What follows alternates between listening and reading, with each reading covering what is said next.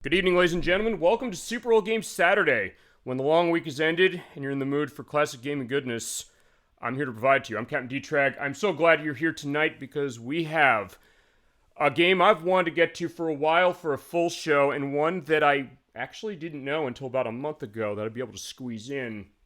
Because when we finished Wario Land, Super Mario Land 3, that was a good case for me because I was able to get through that game pretty fast. I thought I'd need 2 parts of it. I didn't. So, thankfully, I said, I have an open show. What do I want to do for something? And I was looking at the calendar. I said, when it comes to the show, I do love to keep in touch with big anniversaries of big games.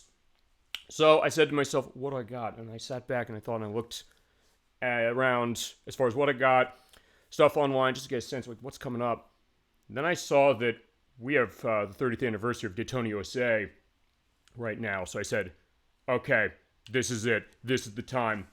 And that is what we're playing tonight. You're seeing, I am on my Xbox Series X. This is an Xbox 360 game you actually cannot buy anymore. It's worth pointing out. Hello, everyone. Hello, Dolly Finn. So good to see you tonight. We have Daytona USA on the screen tonight. I've been waiting to get to this one as far as a full show. We showed the Dreamcast version off as a little bit of a preview in the racing showcase that I know you requested. Thank you very much for that request. I'll have that set. Cool. Yeah, definitely a cool one. And I got some stuff going on this one because I said I have an open show as far as April. We had to finish Vroom Vroom. Oh yeah, we're definitely going to get Vroom Vroom on this one. Feel free to let any memories flow on Daytona USA because, just to give you a little bit of a explanation as I was going, I said we have an open show. I actually had to push this back from last week to this week because of our completion of Lunar Silver Star Story Complete, which I did finish the edits. I actually was not able to finish them as far as, the final upload to the YouTube site. They'll be up on the YouTube site tomorrow. It was 2 videos I had to do, 11 and a half hours worth of edits. So I said, I gotta take a break. And when I realized we were 30 years of Daytona USA, I said we're playing Daytona USA. So here is Daytona USA. You're seeing it on the screen, running on my Xbox Series X, the first Xbox Series X show that we're doing for this program. Yeah, talk about on brand for Super Bowl Game Saturday, the point where I have a single group case of Daytona USA right there for this game, which is celebrating 30 years this month, or technically last month, depending on how you look at it. Daytona USA was from Sega and Sega AM2. It came out in March of 1994 in Japan and in the US, and in April of 1994 everywhere else. For the arcade, it was an arcade racing game from Sega. They made a bunch of these before, stuff like Power Drift and Hang On. We've shown Hang On in the program a little bit before, and it was AM2 who made Hang On and Power Drift, as well as Space Harrier, OutRun, another really great one as far as racing of Sega's. Sword of Vermilion, Virtua Racing, Virtua Fighter, Sonic the Fighter, Shenmue, Beach Spikers for GameCube, and I believe there's an arcade game as well, and Outrigger. It was directed and co-produced by Toshihiro Nagoshi, who directed other Sega games like Scud Race, Spike Out, Planet Harriers, which is the arcade-only sequel to Space Harrier, the Super Monkey Ball games, specifically Super Monkey Ball 1, 2, and Super Monkey Ball Jr. on Game Boy Advance, and Super Monkey Ball Banana Blitz for Wii, and they put that on the modern consoles a couple years ago, as well as Yakuza 2, Yakuza Like a Dragon, which I know first comes in chat every so often, said he was playing, and Lost Judgment, and Binary Domain. I'm gonna get myself started on this one specifically because, I'm not gonna make you wait any longer. Specifically, we're playing the Xbox 360 version. This came out in 2011 to be able to download it on October 26th. It came out October 25th for the PS3. It's actually since been delisted on 360. It is backwards compatible on the later Xbox consoles. If you have this already, also you hold the A button here. Sega. You have the Sega. That is a bit of an Easter egg. That does not always appear. You have to hold the A button. In the case of this one, you wait until it says, like, hey, the licensing stuff going on at Sega. And feasibly flashlight warnings, but it is, honestly, for this game, not too bad as far as much going on, because we're racing. We're driving in Daytona cars. And I'm going to let the attract mode play as we go. And get the character of this game. I said before, when we talked to this franchise, and lots of Segas with racing, they're the most character-based, non-character racing games you can imagine. I'll give you a little bit of a taste right now of how. I'm so happy hearing that. Okay. Yeah, we're gonna go away, or let's go away indeed, with the sung vocal songs. We'll get into that as it is. I'm gonna let the attract go, because, my god, it's unbelievable. This is such a great game. And if you have not played this, please play it. But if you have an Xbox 360, as I mentioned, you can't buy this anymore. It gets listed on February 7th of 2023. I said, hey, you get this on the modern Xbox consoles, even though it wasn't available on that. I was wrong. You can't, unfortunately. Good news is if you have a PlayStation 3, you can download it there for $10 for this version. Although Daytona USA is a big hit, it was put in a bunch of systems on the Sega Saturn. There were actually 2 additional versions of Sega Saturn: the Championship Circuit Edition, the Championship Edition, or the Champion Edition? The Champion Edition, I believe it was, which is for Japan only, that had a couple extra stuff. It was on the PC, it was on Dreamcast, where it had a remake, and this version specifically. And this is a powerhouse as far as Sega arcade racing games, and we're seeing part of the reason why. Like, the great music as far as, we'll get into that. The sung vocal songs, there is a karaoke mode. I will be singing all 4 of the songs that are here for that. So yeah, this is your Saturday night karaoke party, as it is along with your Saturday night racing party. As we're seeing the Hornet, perhaps one of the most famous stock cars in arcade racing history, that is themed after the 1994 Chevrolet Lumina, as far as how its model is. I'll have a picture of that car specifically. We're showing all the courses we're going of beginner, advanced, and expert. Beginner is called 37 Speedway in the later editions of the game. This is Dinosaur Canyon, and in a little bit we'll see Seaside Street Galaxy. And just saying, yeah, try 4 views with the VR button. That's what it said when you went into the arcade to play this game. You press those 4 buttons, you can change your views. There's also a 5th view if you press all of them at once during a race, which I believe shows you bird's eye view. I'll take a look at that specifically as we go. But before I get started, I got to give this a little bit of an explanation about the aspects of this game, and also a lot of history about it that, honestly, I've said before on this show, I said I will not be in a case, or I have not in a case where knowing everything, even about games I adore. There's oftentimes cases where I'm scratching the surface. I remember I was talking to people about this the other day who didn't know I did this, and I said specifically, hey, is there a whole lot of stories feasibly to tell about something like this? And the answer is, yeah, they were, and I was kind of one of those cases myself. I was doing the research of this because I want to get the notes out there. I want to tell the stories about this game, the interesting stuff, as you're seeing the high score tables, where there are references to Yu Suzuki in second place, who did produce this game, and the idea of what this is all about. Like, hey, what's really that special about this in the sense you're just driving the car around the tracks? Well, as I mentioned, the character has, no question, but also the idea of how they developed this, because we've mentioned the Sega arcade racing games and their architectures as far as what Sega did in arcades, because Sega was a big one in arcades, and they still are, even to the point where there's a newer Daytona USA game that's out now. That is not going to home port as of yet, but keep that idea in the back of your head, specifically like, hey, arcade ports of maybe older games. But anyway, Sega noticed Ridge Racer, which was from Namco. It was an arcade game in 1993. It came out on the PlayStation when it launched. But Sega noticed that. They said, hey, this game is tearing up the charts as far as arcade aspects in Japan, and in the US a bit as well. They said, we gotta have something to compete with this. So they moved away from their Model 1 arcade board, which ran Virtua Fighter. They said, we gotta go to Model 2. What are we gonna do about that? In fact, actually, here's a trivia from Dolly Finn. One I didn't know. Thank you for indicating this. This game was on the arcade screen on the TV show La Femme Nikita in 1997. Okay, I did not know that. Thank you so much for bringing that up. The idea of Daytona USA breaking out into pop culture. Sometimes you talk about that idea of, seeing video gaming in other media, and La Femme Nikita being a television show. Fine, that was a television show that was based on the movie, I think.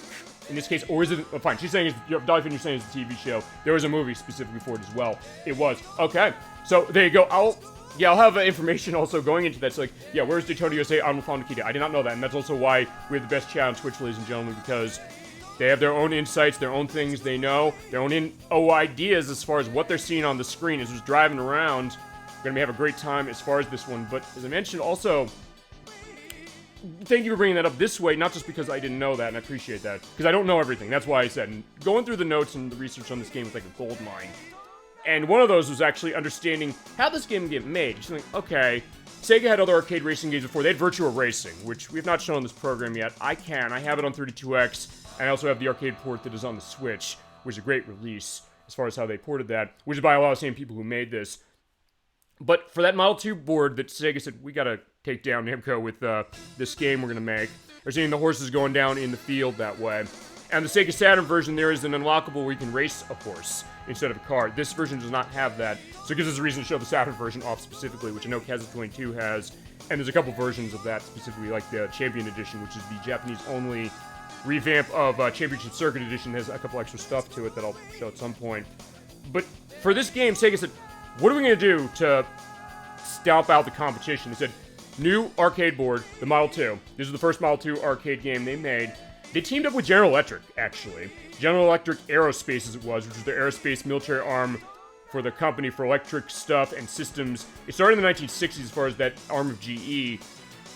It was then sold, actually, whilst this game was being made, to Martin Marietta during the development of it in 1993, and then that formed actually with Lockheed in 1995, and that's why we have Lockheed Martin nowadays. As far as that, they made this board. They said their focus was, you're seeing here, 3D polygonal graphics that are texture mapped, and also using texture filtering and texture anti-aliasing so they could have 300,000 polygons a second on screen running at 60 frames per second. As we're pointing out, also this 360 and PS3 edition, they did enhance this so it has native widescreen support, and it does remove some of the pop-up that it even had in the arcade version. So this is perhaps the definitive version. As I said, if you have an Xbox console, sorry, you can't download this anymore. You would think it was a licensing thing with Daytona, but it's still available on PS3, so I don't know what that's about necessarily. And they haven't shut the Xbox stores down as far as 360 yet, but this went away as it was. But that was what they wanted to do as far as GE, so like, Sega was bringing out the big guns. And there are other games that went on Model 2, specifically Virtua Cop, Virtua Fighter 2, Sega Rally Championship, Fighting Vipers, and other games of not Sega's like Dead or Alive. But there's a lot of Sega stuff, like the ones I mentioned was Top Skidder, The House of the Dead, Motor Raid, Wave Runner, Manx TT Superbike, Dynamite Cop, Gunblade New York, and Sonic Fighters, which we played on the show before. And their thought was like, what are we going to do as far as the licensing? They said, we want to go to NASCAR initially to get this going. But then they said, you know what, the licensing cost might be too much. So they said, let's have something going on with Daytona. And so they mapped out the Daytona International Speedway in Daytona Beach, Florida, basically walking a track as far as how the development team was concerned, and also taking some of the lighting aspects and the camera control they used on Virtua Racing, including that VR button perspective going on there. And then they said, okay, that was the idea. Wow. Well, it definitely isn't. I didn't know any of this until I was looking it up, which was kind of interesting to me. It's kind of deepening my love of this game. We haven't even started playing it yet. Just letting the attract mode play, because fine. We go in an arcade, and you saw this game in the arcades probably because this game was around a lot of places. I remember, first time I think I saw this was actually in a Dave & Buster's, specifically, where they had Dave & Buster's Speedway. They had 8 machines of this game linked together, which this version does replicate with online play, although I'm going to try seeing if I can get online going, see if anybody's online playing this game. But after 13 years, I don't know if I'm going to be lucky. If not, I have something else planned as a little bit of a backup to that. And that idea, like, this kind of big event, and it costs like $1 to play this game when we go in the arcades, but people put in the money, they played it, they said, it has this great style of itself, it looks great. You always got that tension. I remember seeing it as a Dave & Buster's layout as well, and I get that dollar fin for sure. So it's not just me. I mentioned this to people, like, people definitely, even if they've never played this game, even if racing games are not huge as far as it, you get the sense that you probably know this game, or they know the Daytona name. It's like, hey, this is the idea of it. And you think like, okay, sim game, sorta, kinda, but it was also something that it was going a lot differently. In fact, they were even going to try and do an F1 license with this, sorta, kinda, as far as Europe, because they said like, hey, it's bigger over there, why don't you run it that way? But they said, we can't rationalize the cost, the NASCAR thing we couldn't either. So then what happened was they said, fine, we're going the Daytona way. Toshihiro Nagoshi, he said, okay, I want to make sure that this is going to go. He said, I don't want this to be like Ridge Racer. We have not played Ridge Racer on the show. We should, because that's a great game as well. But he said, I want this to be kind of a funky entertainment, as he called it. And they did a lot of research, because they didn't really know much about stock car racing. So they said, fine, we're going to walk that Daytona International Speedway on foot, the whole course, to get a sense of, make sure this all looks right, along with the idea of finding this game, taking some creative liberties, saying that, hey, there's Sonic the Hedgehog up on the mountain top there. So definitely has that nice Sega style to itself. Even to the point where they said, one of the players of this game, Makoto Asaki, said, I bought a sports car, and I watched Days of Thunder, the 1990 movie with Tom Cruise, 100 times to understand what could I understand about stock car racing to get this game to have the feel that it really needed. And like the walk on Daytona Speedway saying, we have to understand the turns. And when it comes to that, for the purpose of, physics and everything like that. And, of course, the music and the vocals, which were done by Takanobu Mitsuyoshi, who did the music for Virtua Racing. In fact, there's some elements in this that'll sound very familiar to that one, as well as Sega Rally Championship, Manx TT Superbike, J-League Victory Goal 96 on the Sega Saturn, a bunch of the Virtua Fighter games, specifically Virtua Fighter 2, 3, and Virtua Fighter Kids. Both the Shenmue games that Sega released, Shenmue 1 and 2, as well as some chorus contributions to the music in Sonic 06, and also voice acting, actually. And fine, he sings every song, it's worth pointing out in this game, but he also did voice work in Sonic Mania as the announcer when we go into the Versus mode. He's the voice of Kagemaru from Virtua Fighter in Project Crosszone 2 for 3DS, and he was also a composer on Like a Dragon, Infinite Wealth, which came out a couple months ago. So the idea that, hey, that's the idea of what this is. So I think with enough of that idea, well, fine, with one other name also I want to indicate, because this is a name that tends not to be credited when it comes to music in this game. It is David R. Let's say, I think it is. It's Leytze. If I can find a pronunciation for that online, I'll have down here saying how do you pronounce it. Sorry, I have a hard one to pronounce, as I mentioned a couple times too. He did the music of Indy 500, which is another Sega racing game for the arcades, Sky Target, Fighting Vipers, and actually did voice work in Sky Target, Metalhead, which got 32 export, Rail Chase 2, and did a localization on Top Skater, which was the skating game that Sega made. They had a lot of licensed stuff that, yeah, good luck getting that back again, because of the licensing with Coca-Cola and the band for its licensed tracks, which I never remember the name of. Alright, fine, you can try the VR buttons. Fine, I hit A to go through, because yeah, here we are. This is the main menu for the game, for this one. You have options as far as how to play, aspects of controls. Your controls are running with, as you're seeing right here, I have the VR buttons on each of the face buttons. You can also have manual and automatic transmission, so you have upshifting and downshifting on the left and right bumper, full rumble aspect, acceleration on that right trigger, and left trigger for brake, and special button is on the back button, and pausing for start. But other things about this game, in the arcade, this had a racing wheel. So for this version on both the PS3 and 360, you can have the racing wheel. I do not have one of these. But if you do have one, you can adjust how the force feedback goes. You can get the sense of how is the lever on your racing wheel, your 360 racing wheel, going to handle this, or feasibly your Xbox One, Series S or X racing wheel too, for the purposes. How's it handle aspects as far as how's the steering feel? So for something that is kind of arcadey, there is definitely a case of stuff like that. There's also records as far as your lap times and your rankings of times. There's also leaderboards, there's saving that goes on, and credits. We can view credits a bit later. And achievements, because, yeah, there is a 360 game, and also on PS3 it had trophies. The achievements, which are insanely easy to get. I mean, looking as far as the data on these, I got all of them in, like, not even a 24-hour period. Even to the point where they tell you, it's like, hey, by the way, there's this thing we're going to see on Expert Course about Jeffrey from Virtua Fighter. Just do this. Hit the special button in front of them. So they tell you how to get these achievements, specifically. So if you were able to buy this on 360 or you pick it up on PS3, you're going to have no problem getting a full completion out of this specifically. But they're fun. We'll go into that. And also other stuff of leaderboards stuff. The only person I know who's played it on this console is St. Aspartame, a true inspiration to the children, as mentioned multiple times before. He told many great stories. There's multiplayer that is online. It is unfortunately online only. I hate to say that because, fine, they're replicating the arcade setup with 8 players. But unfortunately what that meant is that there's no split screen option. There are other versions that do have split screen. That is the one knock fees we can put against this.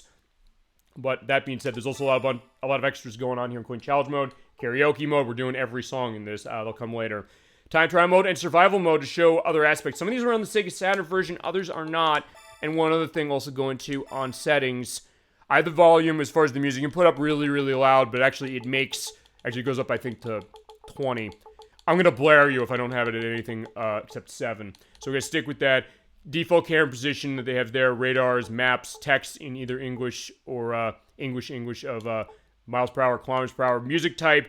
There are arranged versions of the music, which is not the same as the Saturn version. There's actually different arranged music in the Sega Saturn version.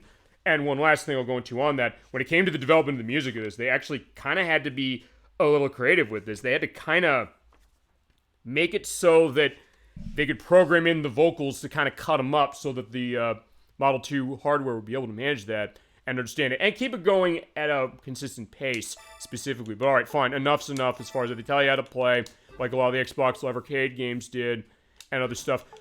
Alright, enough of the bullshit. We're getting to this. I've spent 20 minutes explaining this game, but it deserves it. This game is awesome. If you've never played this game, if you have PS3, please go buy it. And if you have not, if you don't have PS3, there's other systems that have it too. And it's a classic for a reason. Let's get started. We have our difficulties on arcade mode of easy, very easy, normal, and arcade. I'm going to stick on normal. I'm also maybe going to change this. I'll show the mirror mode, which has aspects going lap numbers where you can have the fixation laps of 8, 4, and 2 based on the course's Grand Prix options. And you can also do tire grip because, yeah, as you drive around, your tires will get really, really bad. And when you're running really, really long races with multiple laps, you kind of have to use the pit stops. When you're racing normally, don't use them, otherwise you're going to lose. But as far as other stuff, you're going to have to. So we're going to show off this. Let's get going. So please select a race course. All right, so you have beginner for short laps of 8, advanced for 4, and expert for 2. We're going to beginner. Beginner.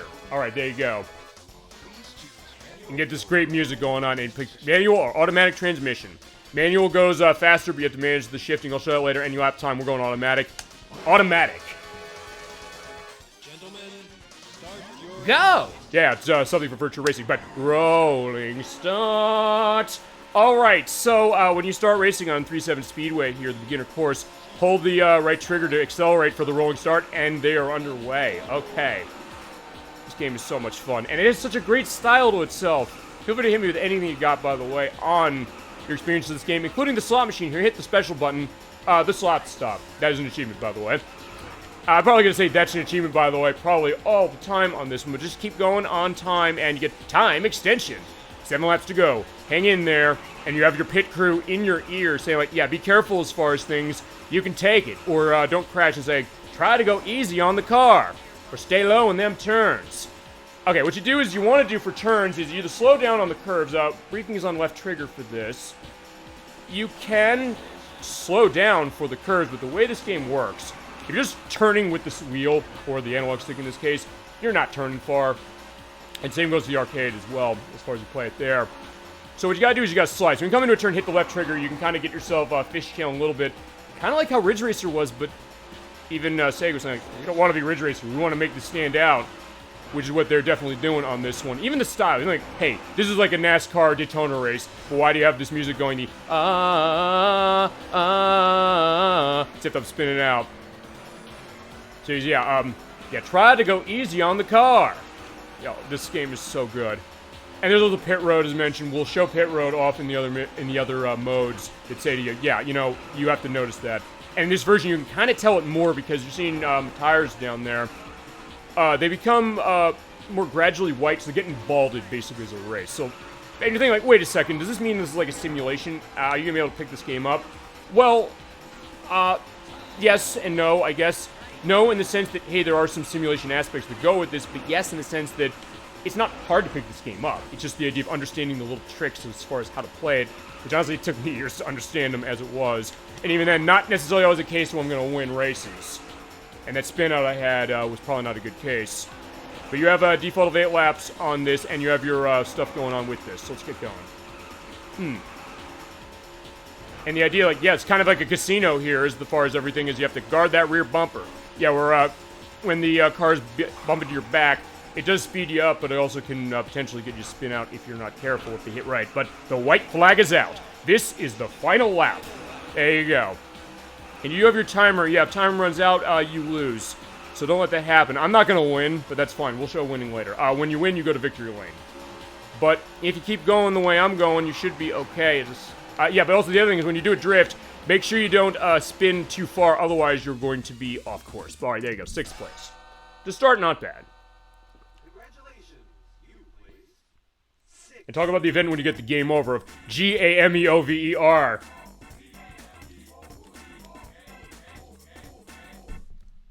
Alright, and if you do get a top time, you can enter it, but unfortunately I did not. So, that's going to be the idea. So, also, one other thing you have in this game, I probably should mention it, you have rewinds you can use.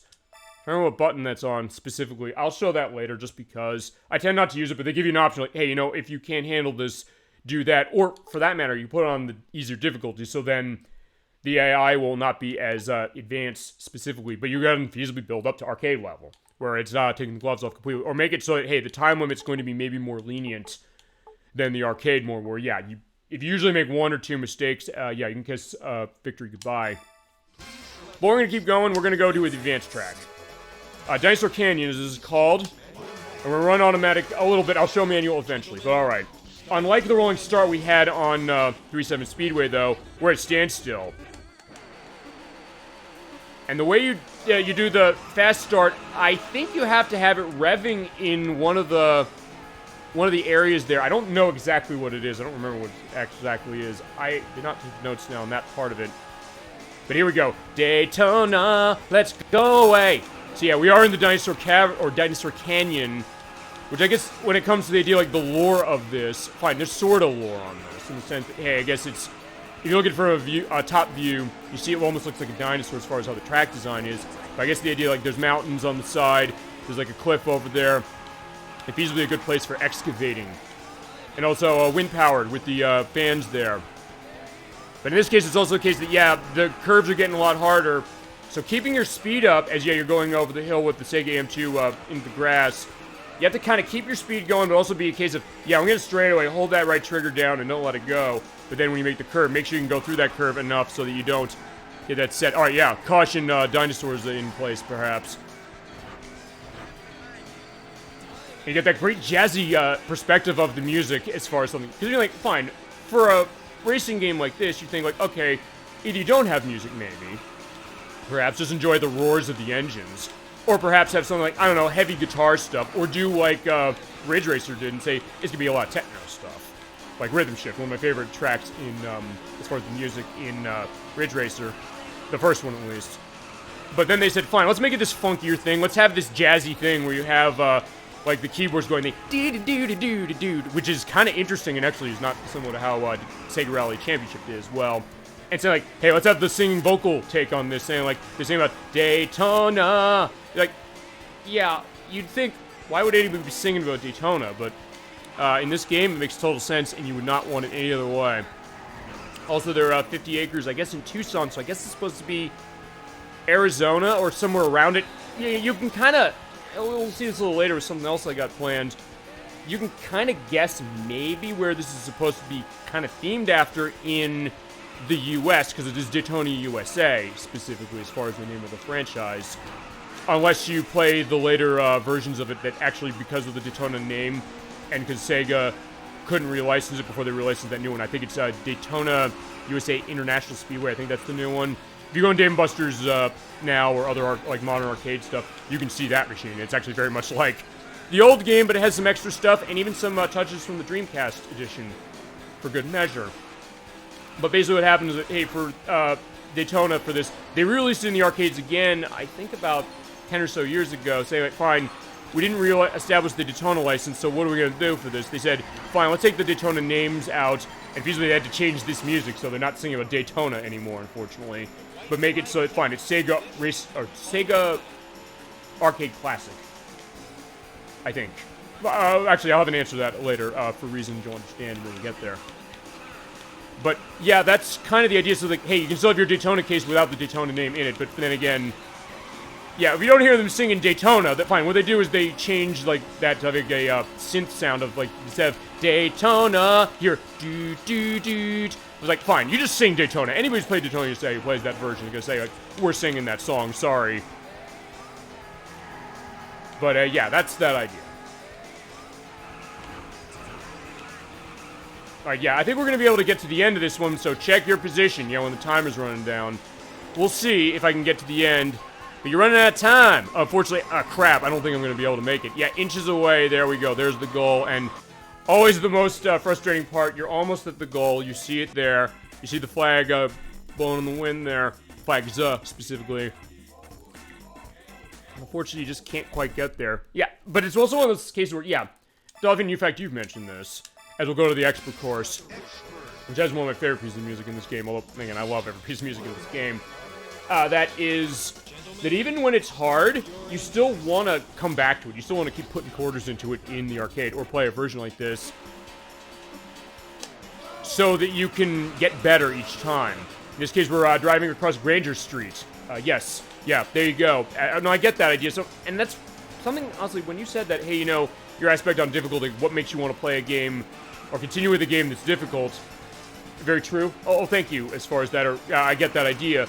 I think when you said that, that did kind of open my eyes a little bit this way, so thank you for that, as far as because I made me realize, like, hey, you know, what does the idea of difficulty in a game look like, as far as we talked that before, but also what makes you want to stick with a game when it's hard? And I think maybe the secret weapon to Daytona USA really is that it is a lot of fun as far as you play, even when you don't do well, and even when you could argue, like, I don't know, is the game making fun of you with the GAMEOVERO and the game over perspective, or even in Sega Rally when they have the game over music going, game over, yeah! Like, even then, it's like, I don't know, at least for me, I've never felt demoralized by this game, even when I didn't do well. It's like, oh, I don't ever want to pick this game up again. I want to pick myself up, see the horses, which, by the way, they will run out of the way if you do try to go over there and hit them. You can't hit them. You want to hit animals that's Daytona USA. Oh, no, Cruising USA from Midway. The arcade version, not the home version. So unless I run MAME, we're not going to be able to see that as far as it. But, yeah, as we're kind of going... Okay, I guess this is supposed to be California thinking about this, so I guess it's maybe like the Golden Gate Bridge, perhaps. But we're kind of going to the other side. We started over there. Oh, shit. Oh. Okay, I'm glad I got to show that, because, yeah, when you crash... Yeah, the damage modeling that goes on the Hornet here. The fact that, yeah, it's dented, it's shaking like crazy, and you can't be satisfied without... Well, you can't be satisfied without it. Sega Model 2. So that was the idea of Sega saying, like, yeah, we teamed up with General Electric for this thing, and there you go. Although, okay, fine. I said, hey, fine, okay. A lot of the tracks, I guess, I think are amalgam of a lot of different places. Because you're seeing the stuff with the space shuttle, I'm thinking like Cape Canaveral, perhaps. You're seeing stuff as far as the fish there. Like, oh yeah, be careful of this hairpin turn! That is one of the hardest turns in the course. So you do want to slow down and drift around, but because I crashed that way, I'm probably not going to get through this lap. Even though it's only 2 laps. Yeah, because there's only 2 laps, but the laps go for like 2 minutes. So it's one of those cases, yeah, you got to keep yourself going. And also, it's worth one thing, is that if I go in the pit area now, I'll show that later, but if you go in the pit area when you have dented damage like that, it will fix it, so the Hornet will come out looking good as new. And they work really fast, although, because of the fact that the other racers are still going, and you have to wait about 30 seconds for the purpose that,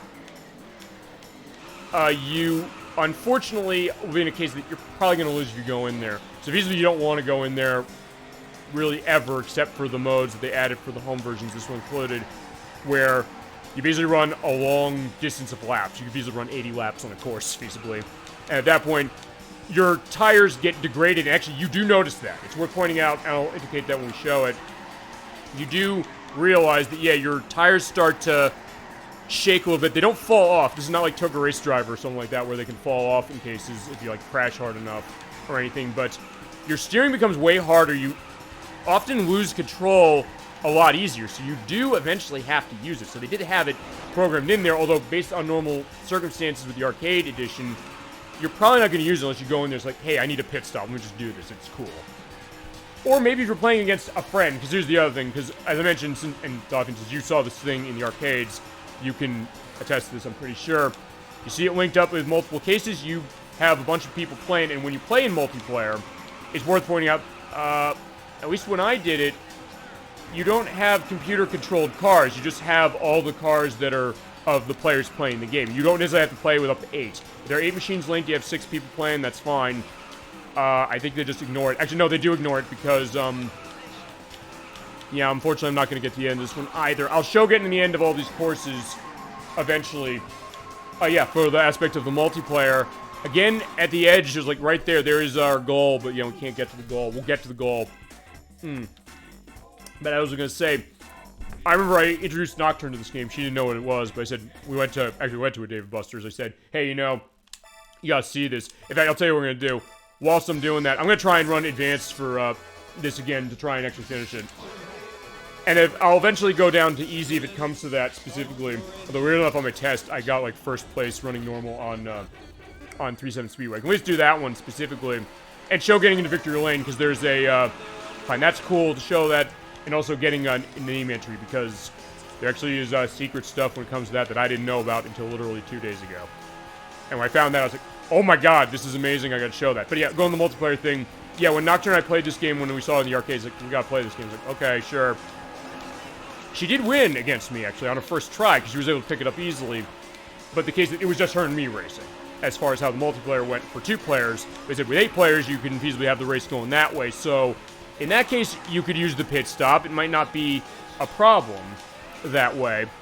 Especially in case, like, fine, every other player is like, hey, you know, eventually this, like, I just need to take a pit stop feasibly and maybe even it up that way. Although, under normal circumstances, you're not going to be winning that way. Although, Yeah, because then what you're seeing also on the map down there, which rotates as you go, you see that P, which is you, as far as where you're going. Okay, no, it does not rotate in this game. I'm thinking of the game's sequel. Daytona USA 2 Battle on the Edge, or Power Edition, which is another version of it. Oh, no! Yeah, so I'm spin out. Yeah, the AI is great in this game, but it's also the case that, yeah, they'll make mistakes too, so they can also get in cases they'll crash. We've seen that before, specifically, so if you can kind of get in and kind of go through the inside line that way, you can win. And 1P, by the way, on the map over there, that's who's in first place, but if you get in first place, it shows as 2. So basically, you're going to be in first, showing, and then it'll just show 2, because, like, yeah, everybody else is eating your dust. And it's so much fun. I adore this game so much. And Dolphin, just to go into this, thank you as far as a few things. Stuff you do for the show, as far as your contributions and stuff, what we've done as far as show, but also the other aspect, which is, when we first showed Daytona USA of any perspective, that was actually on the showcase show that you wanted to see, which is the Dreamcast Racing Showcase. We showed that version, which has a lot of different versions, to the point where, even though we're playing this one, which is based specifically off the arcade version, there's reason to show off basically every version of this that I can get my hands on, which is basically all of them, as it is, which are, find this one, Dreamcast, which I have, we can do a full show of that. There's unique courses and new stuff to that. Yeah, I'm almost there on you. I just got to keep the inside line and keep the pressure going. Oh no! So yeah, me crashing in the side there, that's not good. At least I'll be able to finish the race, I think, unless I do really bad, But yeah, when we showed that, it was like, yeah, I have all these versions that I could show. Fine, actually, fine, I don't have a bunch of the other ones. It's just the case that, fine, I want to show some of the other ones. I want to show the Saturn version feasibly to show off. Yeah, what did Sega try to do to bring this game home? Which initially was not a pretty sight when it first came on Saturn, because they rushed to come out. I was like, yeah, it doesn't run nearly as well as this. It runs at 20 FPS. The draw distance is not that great, even to the point where oftentimes you can't see the road in front of you. Then they made a new version that enhanced stuff. That was a Championship Circuit Edition. And then Japan got a version of that, which was the Champion Edition, which had an option to use the arcade music, because it didn't have the arcade music. In fact, it didn't have, like, the vocals of what you're hearing here. And the Japanese version said, fine, we're bringing it back. People were like, yeah, we wish we had those vocal songs. Oh, there's some good remixes as far as that game, as they are, which are done by Jun Seno, who did the music for a lot of the Sonic games, like the Sonic Adventure games and Sonic Heroes. And also that one has its own vocal songs, specifically including Sons of Angels, which was performed by Eric Martin of Mr. Big. Okay, at least we finished Dinosaur Canyon, so I'm glad about that. And we got 9th place. So let's also see if I can get a best time, if that was good enough for one. Yes, it was. You can put any name you want, but I'm going to put one very specific. I'm going to put in D-E-K. I want to see something.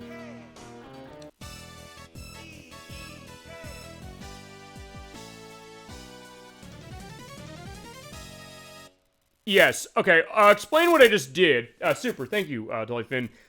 There's a secret to this game where if you type your initials in as something specific, there are like 50 of these things you can type in.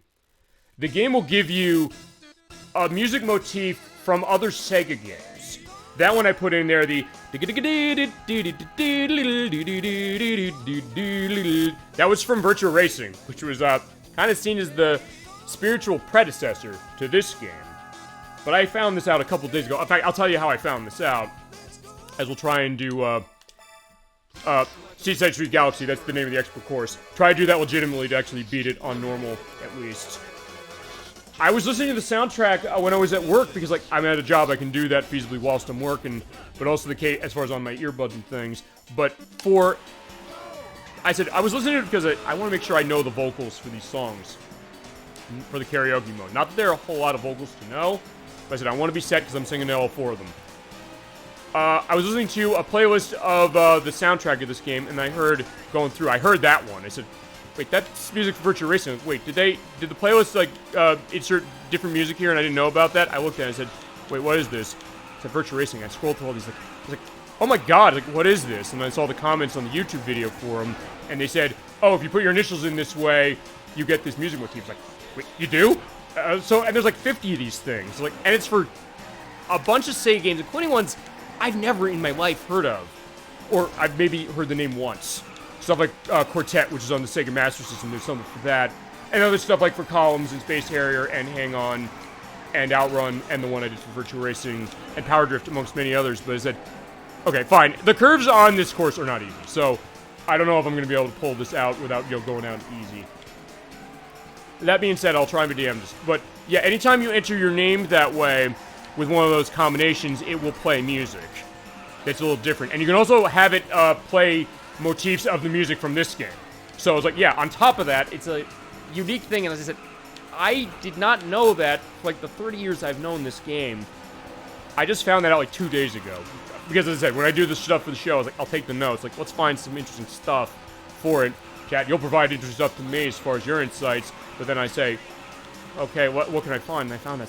I was like, my God, this is like a gold mine. And I think that's the idea. This game is a gold mine in a lot of different ways, in terms of how it plays, in terms of how it looks, in terms of how it sounds. In terms of, I think, the influence this game really had on top of that. Because you can think of a lot of arcade racing games that came around, a lot of the big ones that I mentioned, like with Hang On, which was an early one of Sega's, and OutRun, and stuff like Ridge Racer of Namco's, and many others.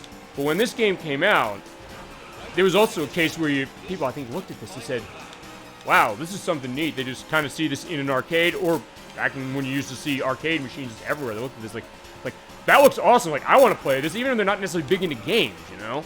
Sometimes that can happen. Like, I know people, like, not big into games, but sometimes they see something, or there's something that it's doing that they look at it and it's like, what is this? They're curious, and they play it, and feasibly they're hooked. So like, oh, wow, this is neat. I think Daytona USA is a game that has that power. And it did very well as far as the attention that it got in arcades. It is a staple as far as a bunch of different things, as far as also that idea of selling a deluxe cabinet to people in the sense of, fine, selling a deluxe cabinet to arcade manufacturers or arcade makers and arcade owners, say that, hey, you're going to bring revenue in for this game specifically. I agree. With what specifically? The idea of the impact this game had, ideas of, I guess, attracting people to a game like this, in that it was an arcade staple. Yeah, that's, I think, the idea, and that's also why I said, fine, when I realized 30 years on this game, I had to celebrate it, although it is also, I guess, a double-edged sword. I know you've sometimes said on the show, Dolly Finn, this way. You said, I feel like I'm old hearing that, and I said that specifically. In fact, I said to AJ specifically, was like, I said 30 years of this game, and he said, like, I feel like, he jokingly said, like, now I feel old, you jerk. It's like, you know what, I deserve that, you're right. Because, like, but it's something that, it's kind of amazing thinking about that, you know?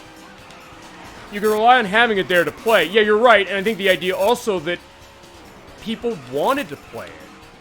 Because sometimes you get that sense of, especially because, okay, let's talk this, which is the fact that this became an arcade racing staple, and the fact when it came to racing games in arcades like this, the question was, alright, with stuff like Street Fighter 2 and Mortal Kombat around in the 90s, stuff that, they're stand-up cabinets. We've shown them in some of the collections we played, particularly like the Midway stuff, and we are going to at least finish Seaside Street Galaxy this way. Yeah, check my position at 10. I'll take it. Yes, it does make me feel... Yeah, me too. I'm not going to lie that way. It almost feels like yesterday when the first time I saw this thing. But something that... Yeah, the idea that... Thinking like, wow, this is where this has been. Alright, I did get another one. Alright, let's put in another one. I'm going to put in... Actually, I'm going to put this in to be funny, because this game actually will react to this. Yeah, what do they say sells, kiddies? Sex does, but... The game changed it. The game says, no, you can't enter that. So, just wanted to show that off specifically. Also consider that a preview to when we get to Spider-Man. Play the Dreamcast version, which is what I like first wanted to see. So, in that case, they kind of have a bit of a sense of humor that way about self. Actually, you know what? I do want to show a Victory Lane case. You know what? I'll tell you what I'll do. I'm going to do 3.7 Speedway once more. Speed to show that. But fine, let's talk about this one as opposed to doing this, which is... You think about a game like this where... Going back to earlier arcade games, going way back to stuff like Space Invaders, which we're going to show in about 3 weeks when we play Title Legends. Or other stuff, as I said, the 90s, like Street Fighter 2 and Mortal Kombat. They're these stand-up arcade cabinets. You can kind of fit, not necessarily, you can fit them against a wall and in a kind of small space, given everything. But then you had like deluxe cabinets like this, where it's you could link up to 4 of these two screen machines with wheels or steering wheels and seats to it.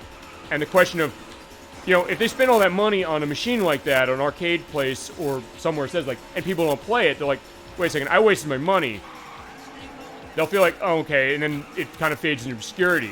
Or even as far as arcade customers, to a certain degree, in the sense that, fine, sometimes with that, it's like, with this premium cost that they had to buy the machine for the arcade, they would pass that on to the consumer in the sense that, fine, even certain ones of Sega's, like, I remember, Harley-Davidson LA Riders, which I'll have a picture of that machine. It was this massive thing. We were driving a Harley-Davidson motorcycle, so it's licensed. So go ahead getting that re-released as far as a licensing thing, unless they take the license out or something. I was seeing that the cost is like $1.50 to play it, as opposed to like a quarter for something like Pac-Man, or like 50 cents, say, for something like Street Fighter or Mortal Kombat. So the question, yeah, they had to justify that cost feasibly with something like that. But I think because of that, it made it this case of an event, and the thought of, okay, the Japanese market is huge as far as arcades, more than the US was, even in the 90s. Yeah, Street Fighter 2 and Mortal Kombat, in a sense, were outliers, in that they kind of revitalized it again for the US. But the case of then other companies like Sega and Konami and Namco kind of looked at that and said, okay, why don't we have this kind of deluxe idea of saying, like, hey, make this almost like an amusement. You can go into an arcade and see these big machines. Like, what is this? It's like, okay, a lot of arcade machines are like these stand-up things with like a joystick and buttons. Okay. Then you see something with a big steering wheel. Like, okay, I want to play that. Or something like Silent Scope, mentioned that of Konami's, where it's a stand-up thing with a sniper rifle scope for light gun shooting. Like, what is that? Or in my case, I remember seeing this one time where I saw like an off-duty police officer going into an arcade that had Silent Scope, getting perfect accuracy playing Silent Scope. It was like, oh wow. But the case, like, kind of makes you want to play it. Well, fine, at least in my case it kind of does, but also the idea that when it really hits like Daytona USA, and people's like, this game's so much fun, you gotta play it. Something like that, and yeah, we are close. Maybe I can pull this out, let's see. Alright, come on. Oh no! Alright, third, I'll take third. Yeah, I'll bet he did, as far as the idea like that. Actually, yeah, that's a story I've not told. Okay, I didn't win, but I still got to Victory Lane, I guess because I was in the top 3. Actually, I never had it go in the top 3 that way to see that I'm still in Victory Lane. But alright, fine. When you win, or I guess if you get third or second as well, you enter Victory Lane. Fine, I'm leading, but I didn't win. But either way, but when you do that, you do get the ending, which shows the development team, actually, right there. Presented by Sega.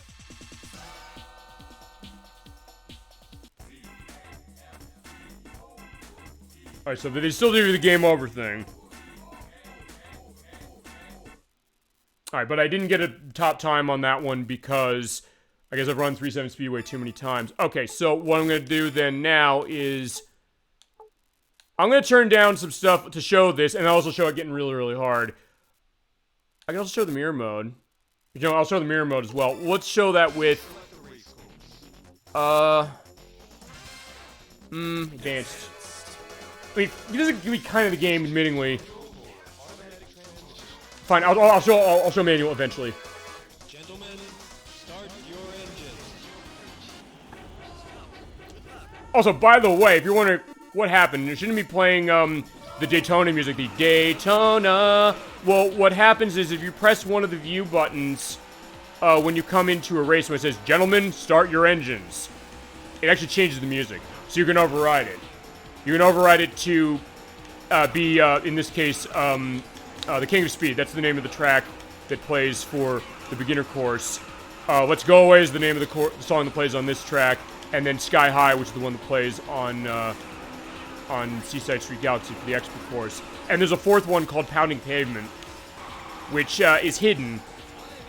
You have to press the VR4 button when you go into, I think it's any course, but I know you have to do it on 3.7 Speedway to do this. When you do that, it plays a song that, from what I understand, was inspired by Hotel California by the Eagles. I was gonna say the Bee Gees, not the Bee Gees, the Eagles. How? I don't know. We'll have a listen. It's also part of the karaoke mode, so you'll see what that's about. As far as how it's inspired, it's not like it sounds like it. It's not like I'm gonna get a content flag saying, hey, Don Henley's gonna sue my ass or something. I don't think. But I mean, you'll hear it. It's like, yeah, I don't know where the inspiration comes from, but fine. That's what the people doing the music said this is the inspiration to, or maybe also the inspiration. I guess that in this case that fine, this day, by Don Henley's own admission, he's never said what Hotel California really represents. Is the idea of despair and not being able to leave a place? Is it about alcoholism? Is it about, I don't know, an addiction of some other sort? What is it about? He's never said. And fine, I guess that's the idea of what it is, although, fine, even as far as the karaoke mode is concerned, there's not massive lyrical aspects going on. Some of it's going to be stuff like, as you're seeing, like the with this one. So it's kind of those kind of sounds specifically, and given the tech of the Model 2 arcade board, as far as how they made this happen, that makes sense. And that's the case also with Pounding Pavement, where it doesn't, I don't even think it has any words in it. And you'll see the words when we do the karaoke mode, as it is. But yeah, it is kind of interesting to think that idea, like, yeah, you know, yeah, as I said, I don't know, as far as the case of a game like this, if you're like, you think like, fine, it's just a racing game. That's all it is, but then you think about it's like, wait, there's a tie to Hotel California, so the devs said, there's a case where they walked the Daytona International Speedway by foot, because, like, we can't understand the curves. Let's buy a damn car and watch a movie over 100 times to understand how this works. For the purpose of it, let's also show, I'll show this later, hidden secrets in the courses. There is, actually, if you go backwards, there's, like, hidden areas you can find. And, yeah, they even have, like, little joking things. I'll show them off, as it is. And that's why I've said before, as far as a lot of the Sega racing games, this one especially, that they have this character in the case that, fine, I'm just a car. You think, you're just driving a car, okay, fine, but it's not like Mario Kart, it's not like Crash Team Racing, it's not like Diddy Kong Racing, it's not like other cases where you have, like, famous characters, like licensed kart racing games, like, Mickey Speedway USA on N64, Muppet Race Mania, which is on PlayStation. I'd love to show that. I don't have it, but that's one I've heard is pretty cool. It's by, Traveler's Tales, make the Lego games.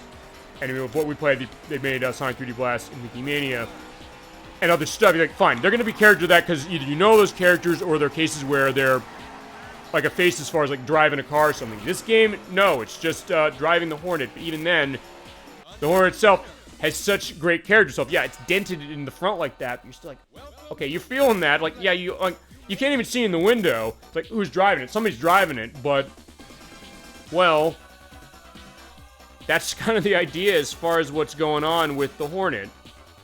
And as I said, it's something you remember. Even like, yeah, dinosaurs appearing in the excavation site, so it is an excavation site. I was not aware that that's what it was, but I kind of guessed based on the name. But there's your confirmation. Alright, so that's first, although I had to go down easier, although for the purpose of achievements, it doesn't matter. They would tell you, yeah, you want to win, put that down to easy, no problem. Or very easy, even. Okay, so I'm going to run under another one of these. I'm going to type H.O.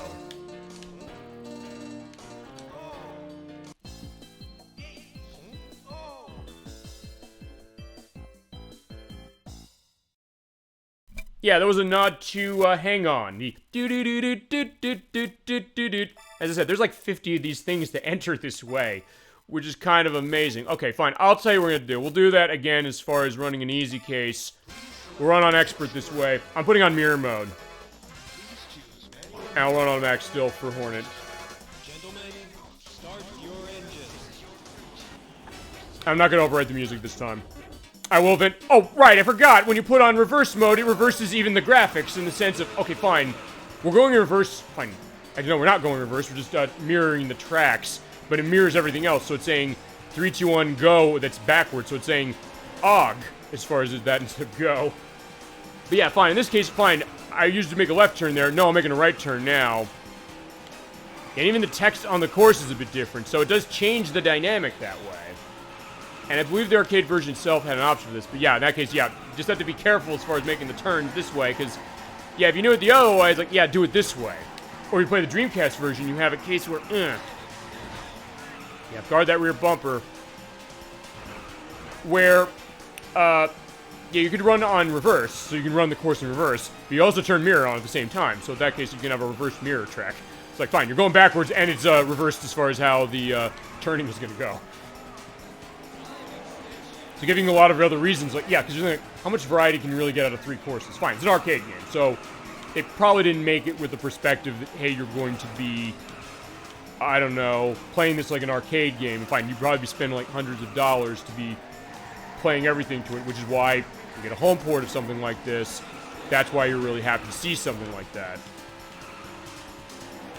So in that case, fine, where they add replayability for a home port, and fine, Daytona USA definitely did that with the version that came out later. And even with this version, which is mostly focusing on the arcade as far as where the basis of the port is. Because what I understand, I believe they did, I don't know how they did the Model 2 emulation for this one, but I believe that they definitely modeled it after that. And it was not the only Model 2 emulation that Sega did for the Xbox 360 and PlayStation 3 era. And they were all downloadable games they did for this, because they did this one, they did Virtua Fighter 2, which showed up in the Fighting Showcase, they did Fighting Vipers, which you also showed in that same showcase, they did Sonic the Fighters, which we played first show, actually the first show that used the mic equipment that I've been running, actually for the past 3 years it is now. They did Virtual on Atari Tangram, which was on Dreamcast as well, as far as a home port. Yeah, okay, that was a Model 2 game. I'm trying to remember if that was a Model 2 game. I think it was. Or if it was not a Model 2 game. No, it was a Model 2 game. Because I always, oh, shit. Oh, by the way, you're going the wrong way. Shit, no. Actually, you know what? I'm going to show you one other thing, which is... I'm going to go backwards. You're probably wondering, why the hell am I going backwards? Not necessarily just because I instantly lost, but because... Alright, fine. Boom, boom, boom. That's not what I'm trying to do. Because you can go in reverse and the game will still count it. I mean, fine, I'm going to lose. Fine, the goal is here, but wait a second. Yeah, it's saying I'm going the wrong way. I want to see something. Because, yeah, when you get to a checkpoint, it will take credit for that checkpoint. They're saying turn around and going the wrong way. They knocked me off, so I said, fine, screw you. I'm going to be going backwards. I just want to get to a checkpoint so I can show this. Can I not get to a checkpoint in time? Alright, fine, I can't. I'll show it. I'll show it in another case, because if you go backwards and you hit checkpoint, it'll still give you a time extension. So feasibly, you can go in reverse and finish the race. You won't win, but you'll still can finish the race. In fact, there is an extra car that the Dreamcast version has, which is the Pyewacket Barchetta. No, the Pyewacket Barchetta Super. Where, in order to unlock it, you have to take the normal Pyewacket Barchetta car, you have to take any course, turn around, run the entire race in reverse, and finish it. And if you do that, you unlock it. So, another case of thing like, yeah, you know, usually you go in reverse, fine, you've lost, but fine, in this case, you can still finish the race going in reverse. It counts the fact you're going in checkpoints doing that. So fine, I'll show it probably with 3.7 Speedway, because that's the shortest one to do. I just want to show a win going on this, and I think we'll start showing off the other modes and get to karaoke and other stuff I got on dock for this. Yeah, already I'm having a blast doing this. Is it? Oh no! Shit. Okay, fine. Under normal circumstances, that would basically be the end of my race, but for this, maybe not. As I said, I'm also running it in reverse, so if nothing else, it's also reflecting the idea of saying that, fine, it's not an easy game. I don't know if I'm making it look easy or not, but it's also something that it has... Fine, it has a case of being able to sort of adjust it as far as this. And actually, one thing is worth pointing out, I don't think Daytona USA did this, but I know there's certain arcade releases of Sega's, a lot of the Model 2 stuff specifically, where they did have dip switches on the board that could change the difficulty. I don't think Daytona USA was like that. At least I don't think it was. If it was and I'm wrong, I'll put an edit down here saying no, it did have this dip switch about somewhere on the board. I don't know if I've actually seen the board specifically for this game, but it clearly was something that, yeah, was an engineering marvel, given how Sega said we have to go to a major company for aerospace tech in order to say, like, we want to be this seminal racing game in this big case that people are going to want to put money into this. Which they did, and it did start... fine, it continued, I guess, a racing dynasty of Sega's when it came to arcade stuff, which I guess started with Virtua Racing and some other stuff they didn't, like OutRun and Hang On before it. And the idea of, again, them being these massive cabinets in the sense of sit down in a car, in a Ferrari, in OutRun, hang on, you're riding the bike, and does steering as far as leaning on the bike, and other stuff as well. So that kind of being the thing that gets people going and starts Sega's perspective, saying, hey, we can do this rally racing, we can do this with jet ski racing with Wave Runner. There's another one that's never come into home, unfortunately, this very day. Motor Raid, which is another one where it's kind of it's like a bike racing game, but it's kind of like Road Rash in the sense you get weapons to go along and just beat the other players down and get upgrades as you go through. And also Manx Chi Chi Superbike, which is another one that's by the same people who made this. And I do have Manx Chi Chi Superbike on the Saturn, which is its only home port to this day at least. And that's an interesting one. It's definitely one I definitely want to show off. Yeah, definitely, in all honesty, a lot of those Saturn racing games, I would like to show them off, because even the aspects that, because I've mentioned this before when it comes to Saturn, Saturn was something that, it was pushing 2D technology as far as the console, specifically in the 3D, was put in when they saw what Sony was doing, and their games, like Daytona USA, when it first came out at the launch of the system, that suffered as far as how it was. People were like, yeah, they looked at it like, why would I buy this over PlayStation? But when they kind of understood that hardware and said, hey, you know, let's do some of these other games, these other ports. They did it with Manx Chi Chi. That was a great port. Sega Rally Championship is one of the best games on the Saturn, without a question. And even though it's downgraded from the arcade version, it's not downgraded much. It's absolutely fantastic. I'm going to show that one off, no question. Or even the enhanced version of this, the Championship Circuit Edition. They said, yeah, this looks way better. They enhanced it specifically. Maybe it was a little too late by that time with Sega to, you know, get them to, you know, pull out a victory against Sony with PlayStation and then Nintendo with Nintendo 64. But at that point, it was one of those cases where when those Sega arcade ports or the Sega racing ports came in, usually you kind of trust them being a case of saying, like, yeah, this is something I want to pick up for my Saturn. Or even some of the arcade ports outside of just the racing stuff, because they did that with Virtua Fighter, except for Virtua Fighter 1, which was rough as hell, again, because they rushed it, like they rushed the console. Even when they released the Saturn on May 11th, 1995, they didn't even tell the retailers. The retailers said, what are you doing? He's like, we don't have time to put this in. There's the horses, in fact. So to get to Victory Lane. Awesome. But even then, as they went along, they kind of cleaned stuff up. Virtua Fighter 2 on Saturn's a great port. Definitely. Oh, okay, I'm glad I got to see that. Are they just crashing as I go? What is this? The cars are raining down? I'm not doing anything special to make that happen. But either way, okay, good. Glad to see that. Alright, I want to try another one of these, assuming I get a best time on this. I want to see if this works. Because I read this online, but I don't know if it's going to work. Let me see. UME, I think it is.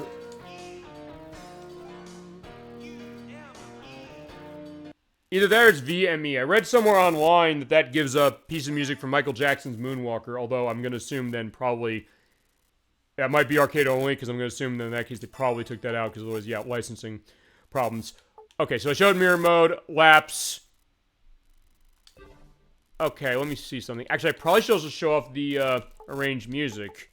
Fine, before I do that, I said I was going to show going backwards. I'm going to show going backwards. I'm also going to remind myself what the button I have for VR4 is. Okay, for that, so it's on A button. I tried to color code it to how it is in the arcade. I'll do that way. So let's start beginner. No, let's try manual. When it says, gentlemen, start your engines, hold that VR4 button down. That's A button for me. There you go. Got it.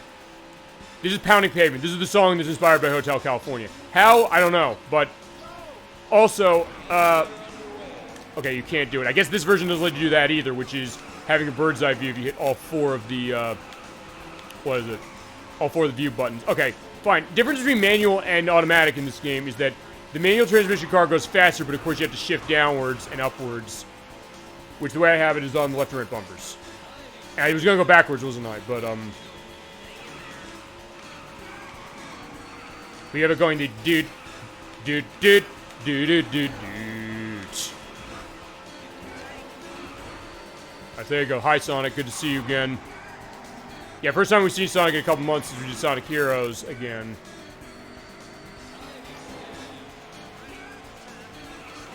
And yes, Sonic, actually, fine. Sonic was definitely in a lot of the arcade racing games of Sega's. In fact, actually, interestingly enough, Sonic the Hedgehog made his debut. Actually, the first game he was in, I don't know if I actually mentioned this ever on the show, but interesting factoid for Sonic is that the first game that Sonic was in was not Sonic the Hedgehog, the original on the Sega Genesis. It actually was a nod to him in, God, what's the name of the, I'm trying to remember the name of this game. It was an arcade racing game, Sega's from 1990. It came out right before Sonic the Hedgehog did. You know, I'll tell you what I'm going to do. I'm not going to put an edit in here saying what it is, because I have the Astro City Mini. I have it, like, right around the city where I am, as far as the box. I'm going to look at the name of that game, because it's in that collection. And I should show that, because that is a unique release. As far as, fine, that unit, and then also a bunch of the games in which never got home ports, of which, admittedly, there's nothing Model 2 on that. So there's nothing like Daytona, there's nothing like Sega Rally, or Virtua Cop, or Virtua Fighter, something like that. But I'm trying to remember what the name of it is. It's blank in my mind, it's bugging me. I don't remember what it is. It's not Power Drift, that came out after. And Power Drift's an obscure one, actually it's one that, unless I get the 3DS figured out, it's not going to be easy for me to show that, because the only other version of Power Drift that came out is on Sega Saturn in Japan, and it's like $150. It's actually one of the rare games of Saturn in Japan, whereas a lot of stuff on Saturn doesn't cost too much money. That one costs a lot. And it's not Gale Racer. I think it's also a game they called it something different when it came to other releases, including, I think, when they put it on Saturn. I'll know the name when I see it, and it'll be like, oh, come on. That being said, I'm going to put in another thing if I do get a... Alright, fine. We have that going. I'm going to wait till I get to a case of that, and I'm going to let it go into a track, and I'll go get the Astro City box to look at. I'll put a different name if I have a thing. I want to show off as many of these entries as I can, but I don't know if I'm going to be able to based on how things are going. Because, like, hey, I have to keep the times going really well to make this happen.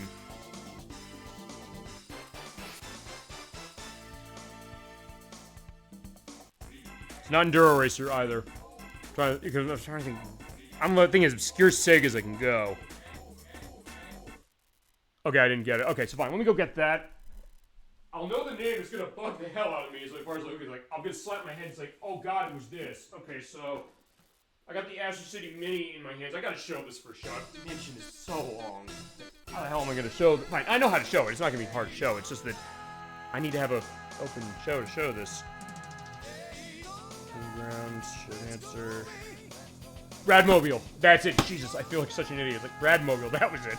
Okay, so fine. The first game Sonic the Hedgehog was in was Radmobile. I have a picture of Radmobile while I'm talking this way about it. It is a racing game that is played from a first-person perspective. You're kind of driving down the highway, sort of. Kind of like OutRun a little bit, but more from a first-person perspective. Sonic is actually your, it's like the driving dice, you know, you put them over your rearview mirror. Sonic is there, and actually he was in that game before Sonic the Hedgehog came out, fair enough. I'm also trying to see what other things racing were on this unit. Because this is a unique unit, and there's also a bunch of arcade games of Sega's that still haven't gotten ports any other place. Actually, you know, Radmobile might be the only racing game on this thing, honestly. And there was another one they put out that I think had a bunch of flight shooters on it. Also really obscure stuff of Sega's. Okay. Alright, so there we go, and it is showing, you know, Manual Hornet. Okay, so now that I've got that set, let's show a couple of extras, and then we'll... Okay, so, because I showed mirror mode, the normal laps, I want to show how the grip is going, I want to show bits of the challenge mode, because the challenge mode is, they give you tasks to perform, some which are hard enough, I actually have never beaten them, as they are. And if you're concerned, like, oh, I have to do this for an achievement or a trophy on PS3, you don't have to, you just do one of these. or a couple of these, and then they'll give you the achievement specifically. Other ones like maintaining 155 miles per hour on a specific corner on Seaside Street Galaxy, and other stuff. There's karaoke mode. I'll get to that. I have like 5 bottles of water for that. Time trial. You know what, fine. I'll show time trial because I want to show. I'm gonna show not running the time trial part of this because you basically will run it for time. I can show that legitimately, but what I'm gonna do is I'm gonna turn around. He's telling me I'm going the wrong way. Let him tell me I'm going the wrong way. I'm going up here. You have to go out of the way to see this, and there's an achievement. Here you go. Congratulations, you just lost your sponsors. So remember, Stock Car Racing was about having sponsors. You come up here, you find this sign, you get an achievement for that. And the game even tells, like, by the way, come here and do this. So that's my time going that way.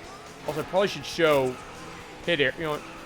I'll show it this way, because I'm doing just time trial. I have to show pit anyway if I'm going to be doing the tire degradation thing. But yeah, it's that kind of thing, like, yeah, you think, like, wait, just race on the track, that's all you need to do. It's almost like, okay, it's not an open world case of itself. It's just the case that, fine, there's a hidden area over there, like a nook over there. Like, who'd go there for any other reason except to explore?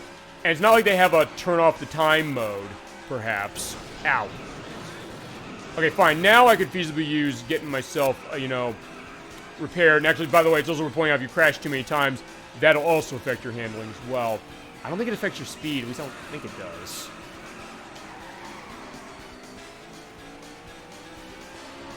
And there's a ladder over on the side, because, yeah, people are going to climb. So it's one of those interesting cases where, as I said, every stage in this game, even though it seems like kind of basic, like, yeah, they're all telling a story. All right, fine, let's go to the pit crew.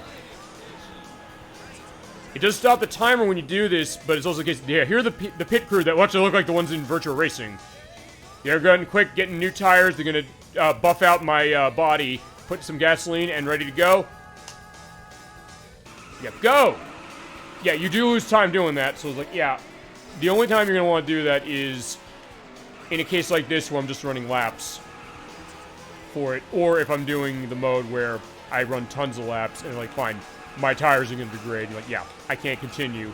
I can't go through all of those laps doing that. Because at that point, the point is not really to win against other racers. It's about getting through, going through all the laps. Because it's like an 80-lap run.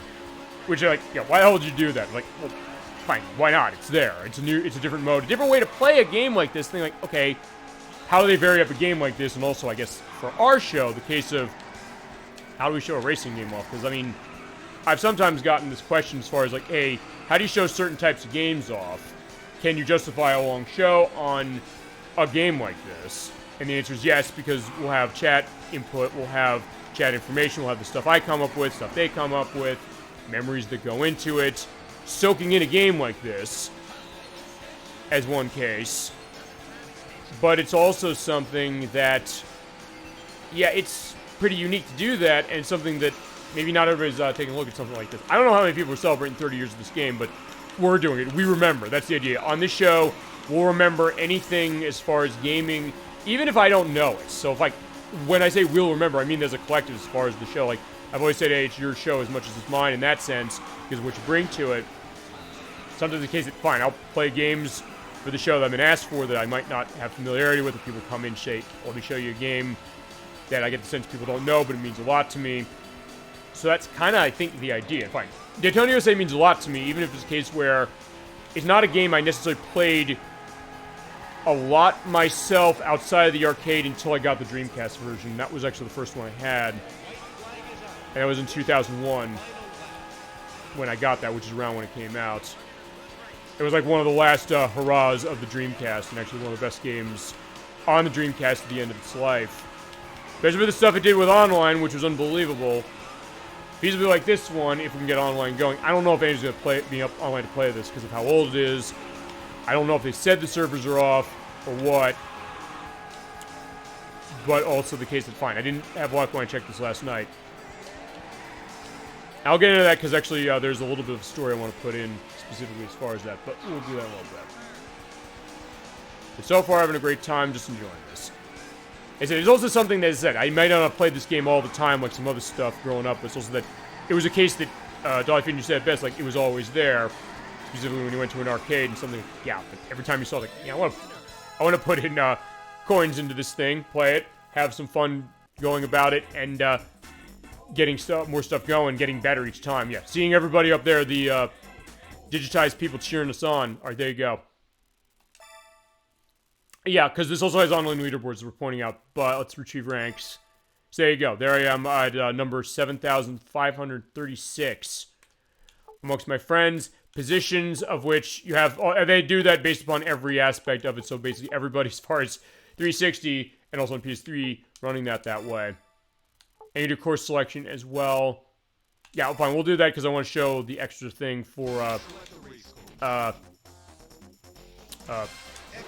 Seaside Street Galaxy. We're on automatic. This is also going to be a case of more just kind of playing around with it specifically, because it's also the case of how do you show a game like this? This is how.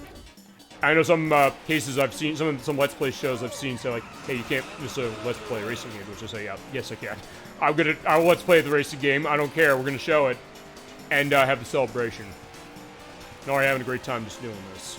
Immediately, I'll say this though. It's also worth pointing out this is maybe more than some of the other games I've done recently. This is a me game specifically in the sense of I wanted to show this specifically. I'm the one who has experience with this, and one I want to share it with people, and that's kind of the idea. Because I think it's one of those cases that, yeah, I do think people know this, but whether they remember it still or not, that's the question. One thing I'm going to do is, there's Jeffrey from Virtua Fighter. Remember him? He's the guy who's on the island, and he likes doing grabs on the beach. If you get up to this statue, I'm going to move myself a little out of the way so the tectometer is not there. Hit the special button. It's on the back button. Or wait a second. Can I not do that in this mode? Hang on. Okay, maybe I can't do it in, okay, maybe I can't do it in the time trial. Fine, that's disappointing. So fine, you know what? I'll tell you what we're gonna do. We're just gonna drive around. I'll show the other views, because, yeah, the VR button is like, yeah, there are 4 different views. Press the button, see what it is. We see the Virtua In, and they're, yeah, $2.95 lunch special and the $3.95 dinner special. Wow. Yeah, quite a deal. Let's take a look. Okay, some stuff is blocked off, so you can't go anywhere. It's not like it's a totally open game, exactly. You can go on. You be first person, so you are the car now. You are the Hornet. You have the bird's eye view, or the overhead view like this. You have the behind the camera view. Apparently, I guess the arcade version is the only one that has this. I'm going to go and see the horses. Don't worry, they'll run away. I will not hurt them. They'll go. They'll just run through the rocks. And also seeing the seagulls there. I kind of love the idea that there's kind of like a basic almost triangles there. Just flapping in the wind. Not really much of a face, and then that's the idea. Like, they almost look like paper airplanes, honestly. Okay, they go with me? Yeah, I didn't know that. See, that's the other thing. Is like, I'm just trying to. So like, yeah, there you go. Flying as far as the seagulls. He's just staying by my car, I guess. I don't know. Yeah, because he wants to fly sky high. So let's go together. Yep. Keep that in mind as far as the vocal stuff. I cannot wait to do the karaoke mode. That's the other reason. Like, for me, in case like I want to do this. Like, hey, how can I do singing on the show this way? Well, this is one way to do it. There's another way I've got for something to do with that. It's something I've got planned going way down the road for a game we're going to play that is tied to something we're currently playing. I'll leave it at that as a little bit of a hint. I'll mention it when we first start that case of it, but for now I'll keep it mum. As you going, yeah, you can't do anything special with the rocket. Actually, I'm also going to try and see if can the rocket take off. Because I know that some of the other versions of Daytona USA, specifically Championship Circuit Edition on the Saturn, there's National Park Speedway they add in there. So fine, there's the ship that's in the harbor. I guess by Virtua Harbor, so maybe like the harbor area that's in Virtua Cop. Let's see, yeah, what's over here? Let's kind of just explore the area. And just take in the great sights and sounds. Okay, so as far as total time, yeah, that's not good because I didn't finish the race.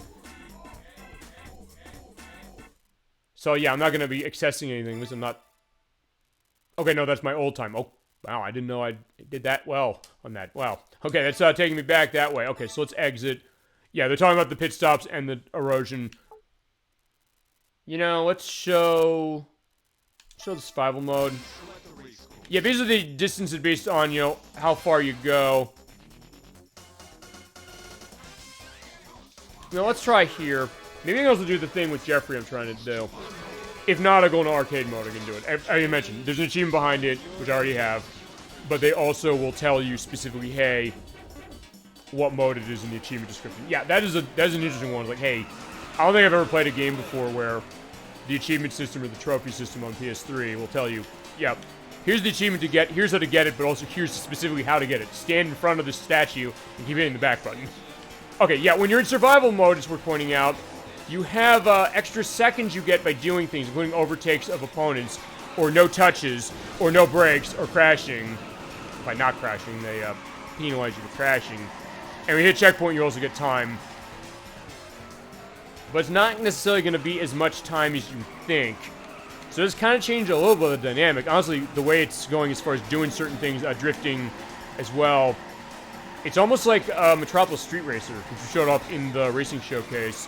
Or Project Gotham Racing, something like that. Okay. Yeah, okay, I guess I gotta be in arcade mode to do that with Jeffrey. So fine, Jeffrey will be back for you. Yes, you're also gonna hear it say time extension constantly.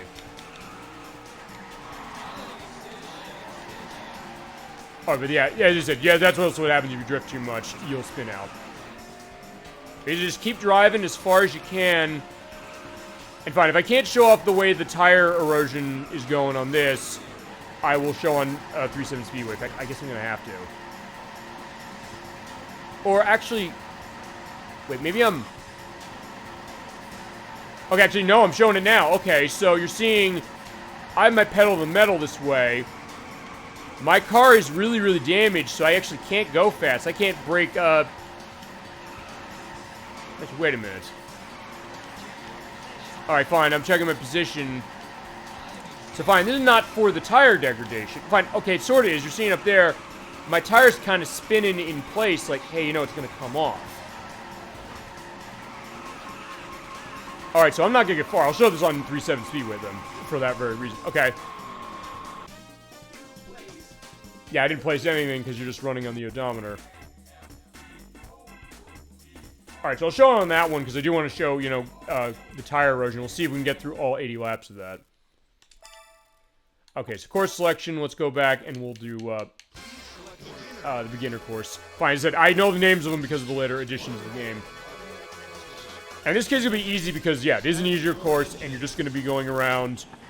So, yeah, excel on. By the way, if you don't excel on, I'll tell you excel on. But, yeah, just hold that right trigger and get the rolling start. I love that.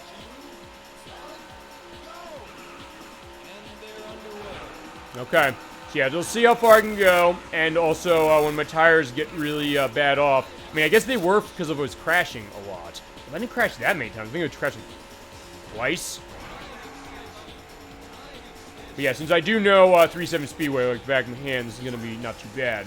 Now, that's fine. We can talk to the character about this, because they said, hey, you know, it is like a NASCAR race or a Daytona race.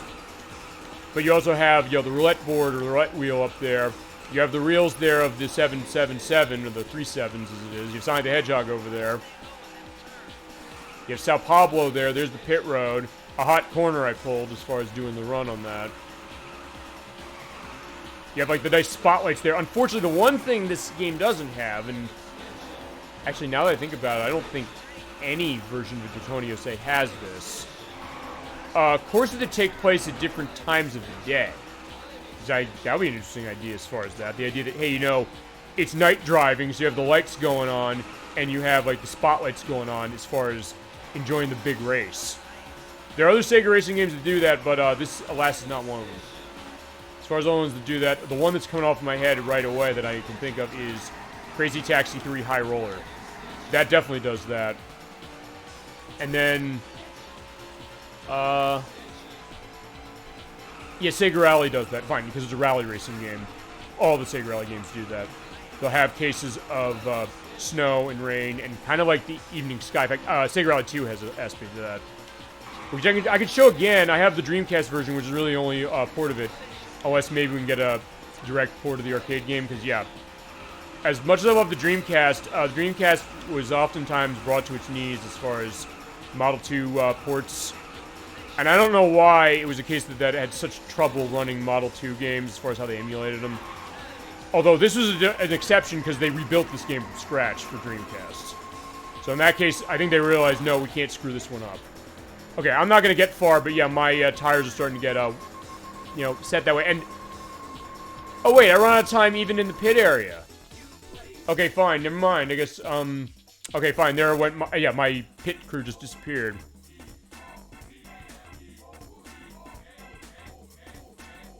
Alright, so yeah, I didn't really get that far on this one either. Okay. Yeah, and they also tell you like, how to do the drifting. Alright, I'll show some of the challenges off. Some are like reaching the goal, that's pretty basic. Reach the goal with heading walls. Reach a speed within the time limit. And they also will institute that based on time limit, and then also you have to run it on manual. So in this case, yeah, you don't have a choice to run on automatic. You want to run automatic? The game's just too bad. You better have manual going. You have to understand how shifting works and get up to speed. Which really is not hard to do in this game. You just wait for it to get up to a certain speed.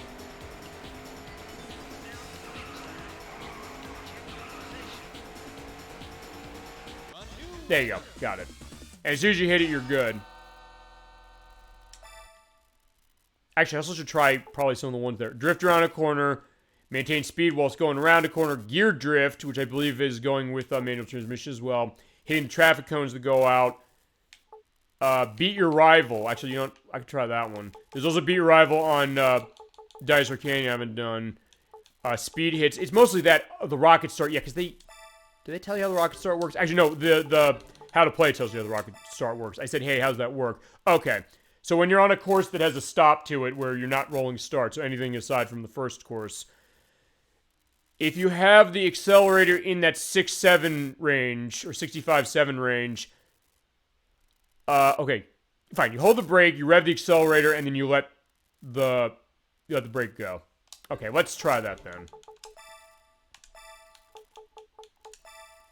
Gentlemen, and you only have 3 seconds to do this. So hold brake. While holding brake, rev that into... Let go. Yeah, I failed. This is not easy to do. I'll try it again. Okay, so...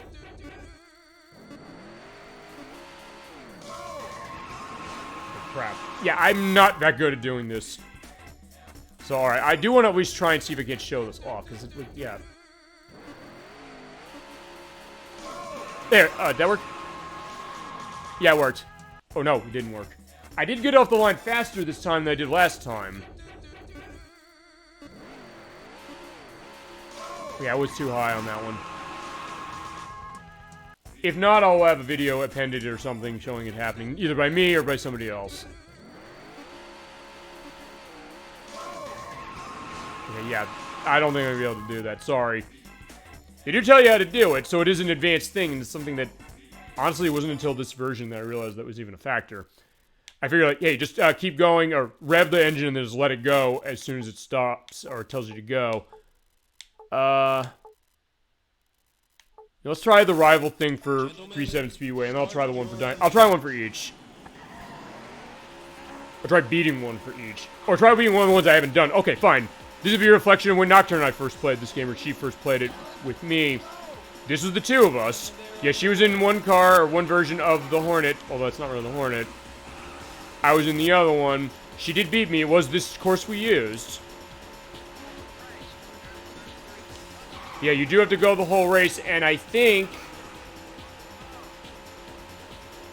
Yeah, they turn off the timer altogether. Fine, they have the timer going, but you don't get a checkpoint time going on for this. They basically give you a set time limit, and you have to keep going. I mean, this was not too bad, because, listen, I know this course really well. I understand. That's the hardest turn right there, when you're doing that curve. As far as you get to do the drift turn. Every other corner in this course, you can feasibly just turn by just pulling that left analog stick over like that. So yeah, I guess the NASCAR thing, like, hey, what do they always say about NASCAR? The joke is every NASCAR course is you're turning left. It's like, no, it's not just that. Fine, if you play the reverse course, it's the opposite. You're just turning right every time. Either way. Actually, yeah, that's also a case. Yeah, we haven't shown a NASCAR game on the show, although I guess my experience with NASCAR games is kind of limited. I played the NASCAR Thunder games that were on... I played the 2003 game that was by EA. It was on PS2, GameCube, and Xbox. But I didn't play any other ones, and I think that one... I know I'd have to mute music on that one, because they licensed Sweet Home Alabama by Lynyrd Skynyrd for the soundtrack, so I know I'd have to turn that off. There's also another one that actually is... We're talking the influence of Daytona USA. I guess this is something you could see as far as an influence of Daytona USA as well, and that is... I don't know if you're familiar with this. NASCAR Rumble. It was on PlayStation. It's not tied to NASCAR in other parts of the country, or as far as the world, I should say, not the country, in the world. As far as it was, EA published it. The people who made it went on to make Rumble Racing, which is on PlayStation 2, which is actually the spiritual successor to it. It's kind of like Daytona USA. It's like a precursor a little bit to Burnout. You are driving, not Daytona, NASCAR stock cars for it, but it's a very arcadey game. It is really fun, and it's one of the most underrated racing games on the PlayStation. And it's a unique one. I'd love to show that, but it's also one that I haven't played it in a long time, so I'd kind of want to scope what are we doing as far as the show off of that game. Alright, the white flag is out. This is the final lap. Yeah, and I do remember feasibly all the quotations of this game. That's how much of an impact this game made on me. And still has, really. And as I said when we showed the Dreamcast version, I do hope to be playing this game till the day I die, because it is that much fun and that fresh. Okay. There we go.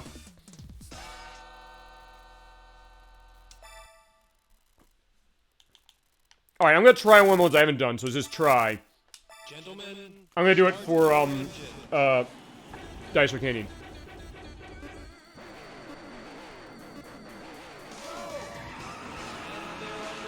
Alright, yeah, we'll see if I can win this one.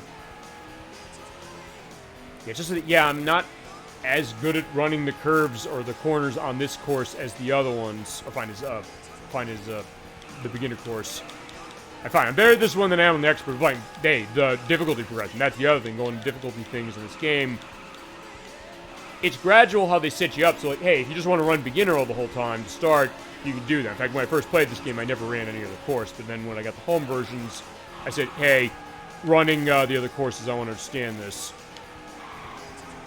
Yeah, because the thing is, yeah, you do have to break around the corners feasibly to make them, but you also don't want to run out of speed too much. Or go off-road, otherwise, yeah, they're going to bounce past, I'm going to run out of speed, and then I'm going to be in trouble. Which I guess is why I never beat this. Whether I do it here or not, I don't know.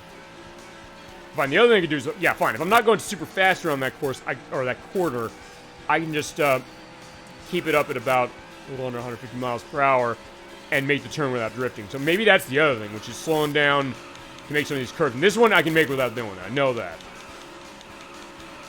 You're probably hearing that clicking of the left analog stick. And playing it with the Xbox, in this case, Series X controller, which is a great controller for racing games. In fact, actually, the Xbox controllers tend to be really good for that because of the fact that they have the triggers on the left and the right, so you can drive them like a real car. And the Dreamcast also had that, too. And PlayStation 3 sort of has that with the raised L2 and R2 buttons, although it doesn't always feel the same because of how spongy they can get. Yeah.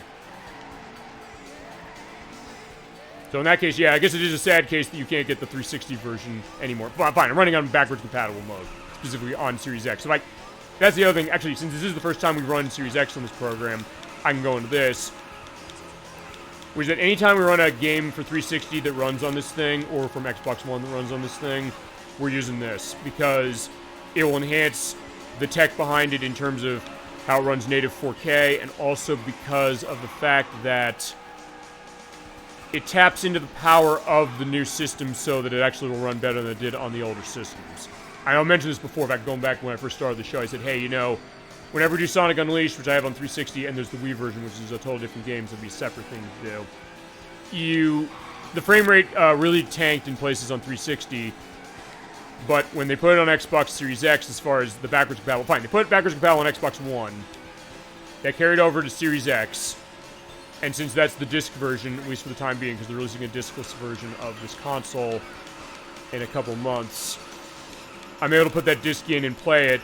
But when they did that, and this system came out, they said, it's going to tap into the power, so it will run, it'll target the frame rate it was going for on 360, or on Xbox One, feasibly, of a game like that runs on that console.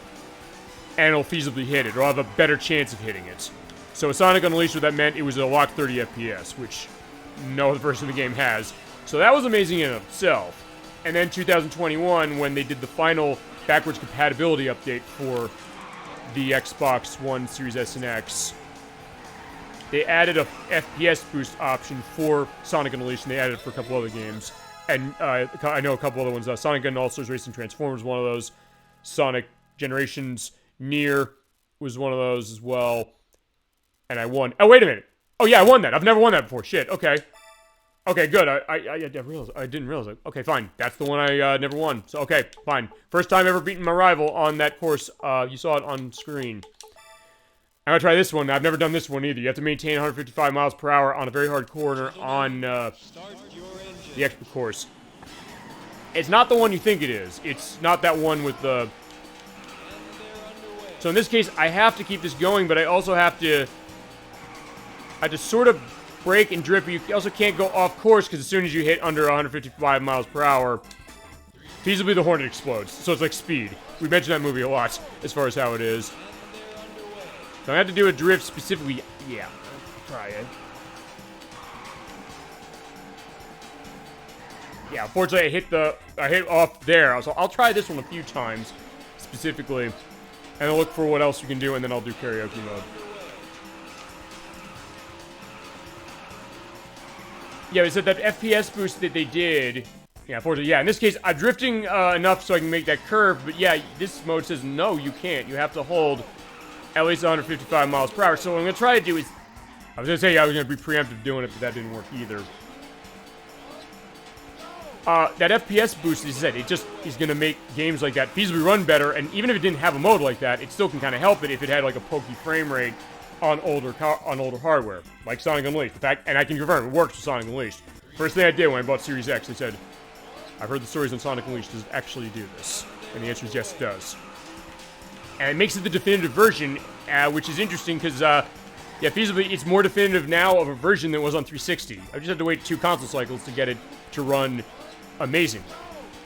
So in that case, that's actually going to be a helpful thing. And sort of same with PS5 when it comes to running stuff from well, fine, 4. Actually, that is my PS4, technically, because I don't have PS4 as it is. So fine, anything from PS4 would run through that anyway.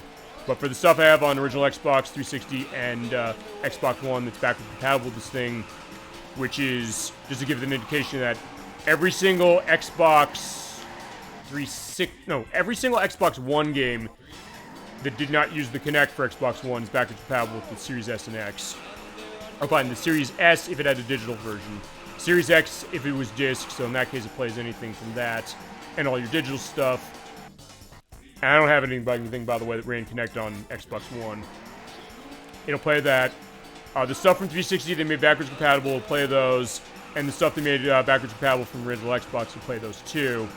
Although, it's not going to be always everything. Okay, so that's a better option. I do want to try and see if I can't beat this. Or if not, I'll show another one getting beaten. Yeah, so in this case, this mode does make you think about how do you play this. Okay, fine. I was trying to not go on the grass. Actually, that's going to be, I think, maybe my idea. Keep this going. I'll feather the gas a little bit. I'll go on the side like this. See if I can't go. I let myself slow down too much. Yeah, this is a pain in the ass when I tried to do this. I tried to do this for years and I've never done it. So maybe you'll see it happen here. No promises, but I'll give it a try. Okay, unfortunately at that point, yeah, that curves too much too, so... Yeah, and I'll also show the thing with Jeffrey, because I still haven't shown that. I showed the Easter egg with, Ooh, almost. That was so close. If I didn't spin out, I would have had that. So actually, maybe that's the idea. Let's try that. So fine, go on the outside line, start drifting, or try the drift, have the drift going.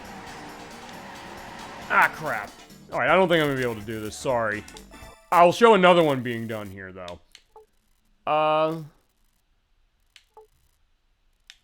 Fine, we'll maintain a speed when I'm not cornering. How about that? Fine, there's the horses, so let them go. Fine, there's sort of a corner here. Yeah, they say go easy on the car. I'm trying to keep the speed up on the car. And if you're like, hey, I can off-road, you know, I'll show this. Yeah, you're going to slow down too much, and you're not going to win. So yeah, you're going to run out of speed as far as it, unless you're playing the Saturn version and you put in the code to run the horse. Because the horse is able to run across the screen like that, no issue. Except I crashed into that, so alright, fine. Let's do another one. Let's do one of the easier ones. One of the ones fine, I did that somehow. I don't know how I did it. Okay. Let's pass the checkpoint at a fast time running manual. Crap, okay. Not that I just like manuals, is I'm not great at doing manual transmission. Either in this game or in real life. We do get that great attention to detail. You see, like, it's the H thing going on, but...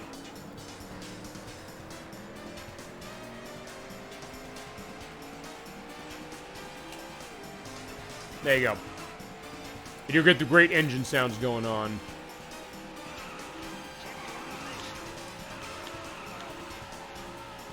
Okay, got it. Yeah, because you have to get through the checkpoint and you have to do it fast enough. Okay, got it. Perfect. Okay, so what we're gonna do is... I'm gonna let the arrange mode play as far as the music, because I haven't done that. I'm gonna show that aspect. I'm gonna put on very easy as far as the time limit, so I'll have enough time to do this. We'll turn off mirror mode. Laps, I'll keep laps normal. Let's go to expert, because I know I can show the thing with Jeffrey this way. I just have to get up to where he is and keep hitting the back button.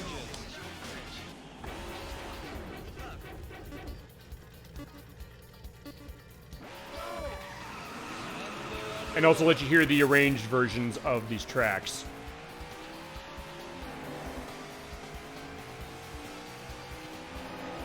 It's, by the way, worth pointing out, there are arranged tracks in the Sega Saturn version, but these are not the same as the ones that were in Saturn. So, yeah, these are exclusive to this version, I'm pretty sure.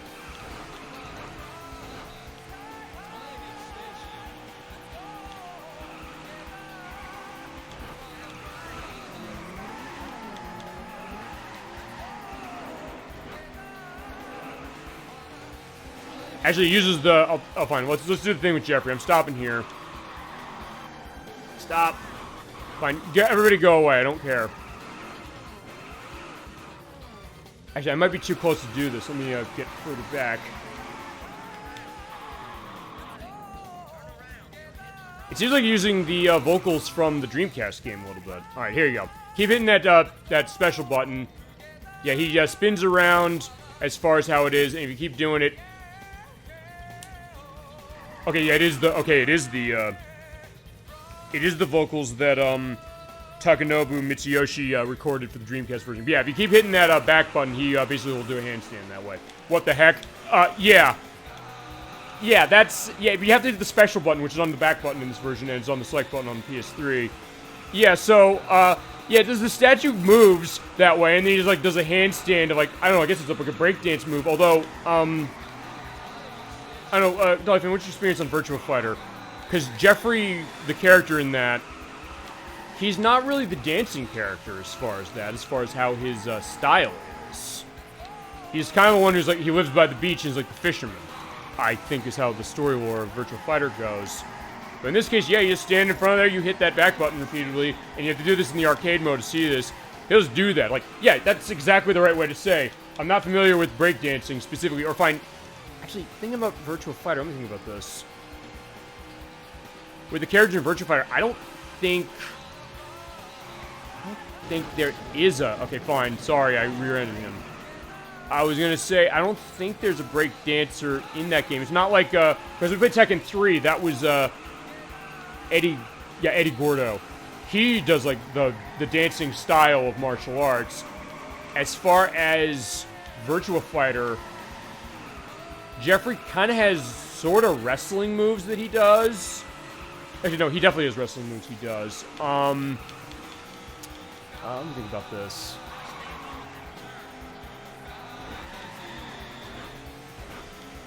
You know what? You know, I want to let this go. I want to check something. Yes, okay, so you remember that from Tekken 3. You know, I'm going to let the car go.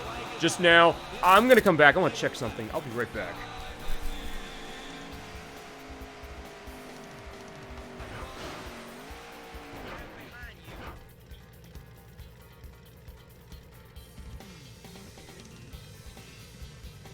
Yeah, I let that happen on purpose because I want to get that answer without an edit, honestly. He looks like it as far as, well, yeah, when we played Tekken 3, that's true. And as far as his martial arts style in that game, that was the idea. Fine, we're stuck in a corner, and you can't do reversing in this. So I'm hitting the brake or something, and you can't get going. Yeah, he's a big guy.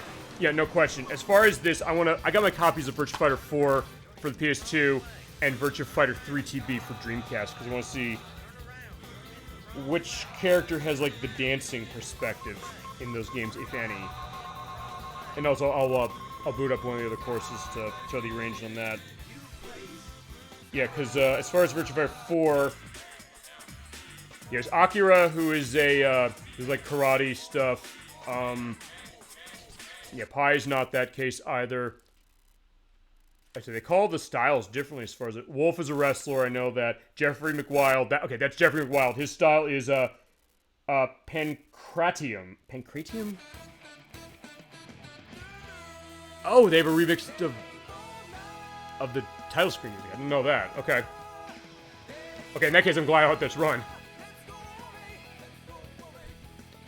Yeah, he wants to, like, capture the Devil Shark. That's the story. Kagemaru is the ninja as far as what he has. His fighting style is, Jeet Kune Do is the style of Sarah Bryan, who I tend to play as in the games. Yeah, there's Lion. Lion's not really a dancing character as far as his style. Aoi isn't, I know that. Lei Fei is Shaolin style in that one. So, yeah, I don't know if there's like a dancing style martial artist in any of the Virtua Fighter games, because fine, the ones, actually I probably should have pulled out Virtua Fighter 5, which I have on 360, and it's been forever since we've gotten a new Virtua Fighter, it's worth pointing out. Fine, let's go.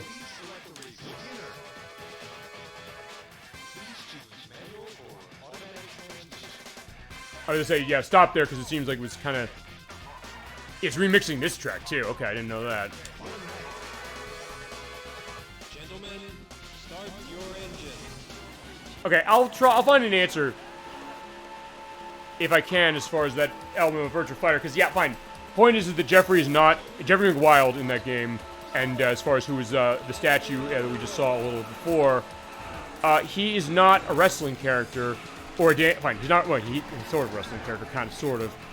He's not like a dancing martial arts style, or, I'm trying to think, 'cause when we get to Shenmue, which we're starting the first one in December, I'm trying to remember if there's like a, okay, I think it's the second one that has that. There's the Master of the Acrobat style martial arts. Not really a dance case exactly, but that's kind of the closest. That's what we do Shenmue 2 as it is. But as I said, yeah, did you know Eddie Gordo from Tekken? That's kind of the idea as far as that style. But yeah, I guess it looks like he's dancing. It was like, fine, I'm just making the statue do it. I don't know what's going on in the Hornet. I was gonna say Gallop. Fine, it's Gallop Racing. That's the idea of it. Number 41, which I think there was a story based on why they picked the number 41 for this. I'll have a link about that because I remember seeing something about it, but I don't think I took it down on the notes. Yeah, unfortunately, I can't get it. I don't get everything, but that's also why the edits are there, which is, yeah, like Chris said it best, I think, once. Thank God for the edits. He's right. Absolutely. Multiple cases as far as that. Yeah, fine. Guard that rear bumper, but fine. I'm winning because on very easy, it's very easy. But more than anything, it's also show off the arranged musics. And I guess I should show the arranged music off of Pounding Pavement, and then we'll do the karaoke mode. Because I think at that point, I think I've hit mostly everything, and then I'll try the online thing, and I'm assuming that I'm not going to find anybody to play with, but I have a little bit of an ace up my sleeve. And something I didn't expect I was going to do until actually last night. And I think I got a good reason to do this.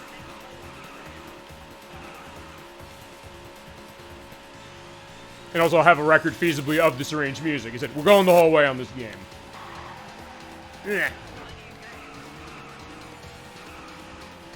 it's a pretty good remix as far as this piece of music as it is. And fine, that's the idea. I think there's so many... People remember the music in this game, and in all the different remixes where there's a lot of cases of people saying, hey, you know, there's this version, as far as we're hearing, this remix version. There's a different remix version that the Sega Saturn version has. There's the original that we're hearing all night.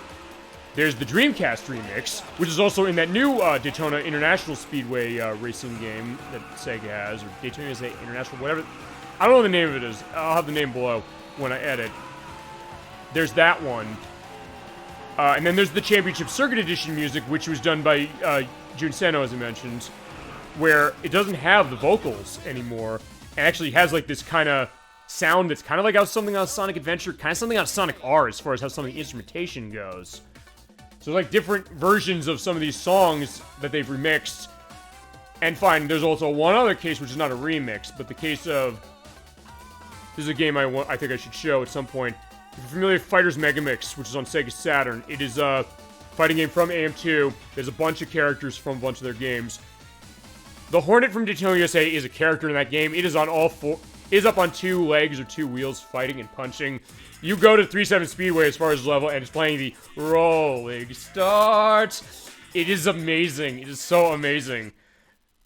But, yeah, that's that idea. It's incredible. Okay, fine. I'm gonna show off the remix music for Dinosaur Canyon. And I think it's karaoke time. I think. I'll check to make sure as far as if there's anything else I'm missing. Not that this is gonna be super long game as far as how I'm running it, but still, I want to make sure I cover everything. Alright, let's get going. Okay.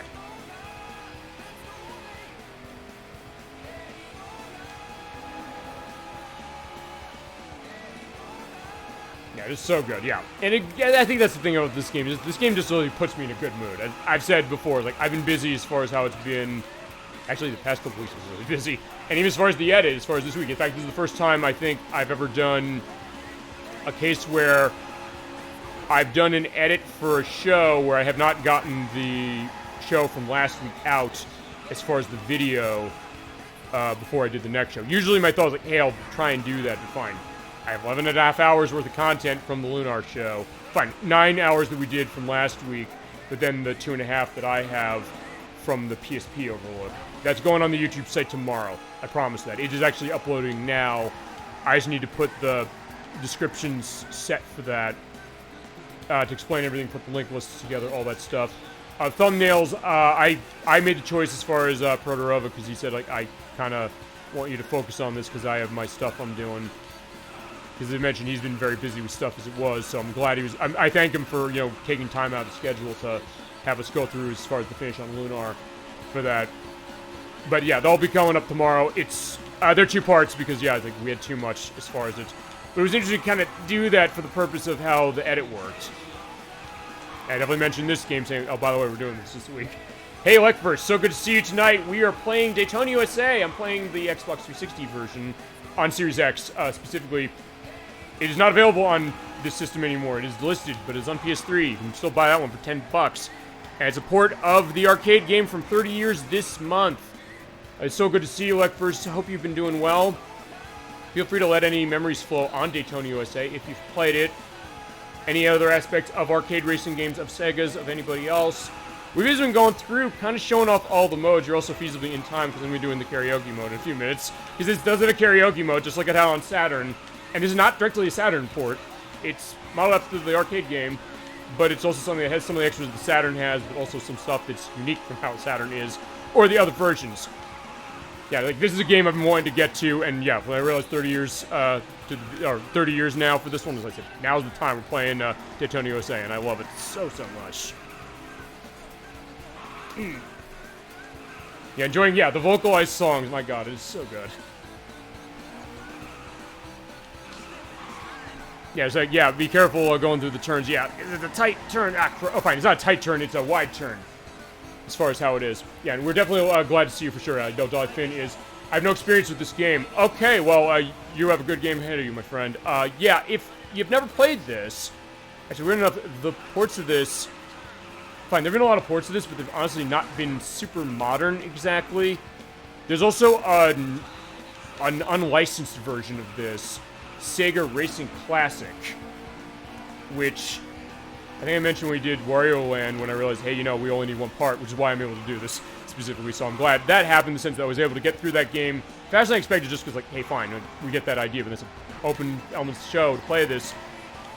It's something that I said, you know, I want to show this. There's a bunch of versions. There's that one that doesn't have license, but it's also the case that a lot of those Yakuza Like a Dragon games have, like, old Sega games or arcade games ported into them. I don't think any of them have this one in it, specifically. Or this one, anyway. But yeah, if you've ever seen this game in the arcades, the 8 machines linked together, it's an interesting one. The ones I have played are OutRun and Super Hang-On.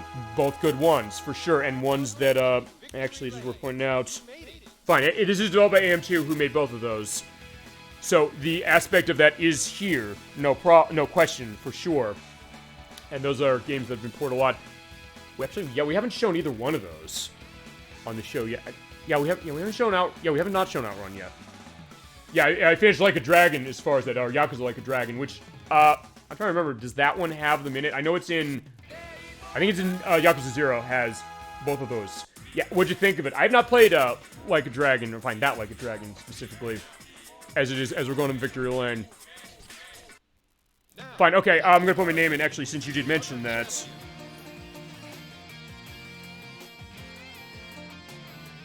Actually, let me see. Fine, I'll put this one in.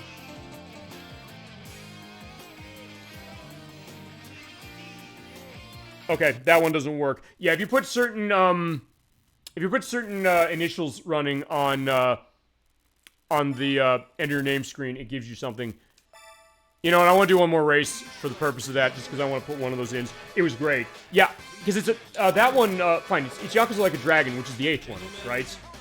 It's like an RPG, I think, isn't it? I've heard really good things about it. In fact, it launched with we're running this on the Xbox Series X. It's worth pointing out how we're playing this tonight.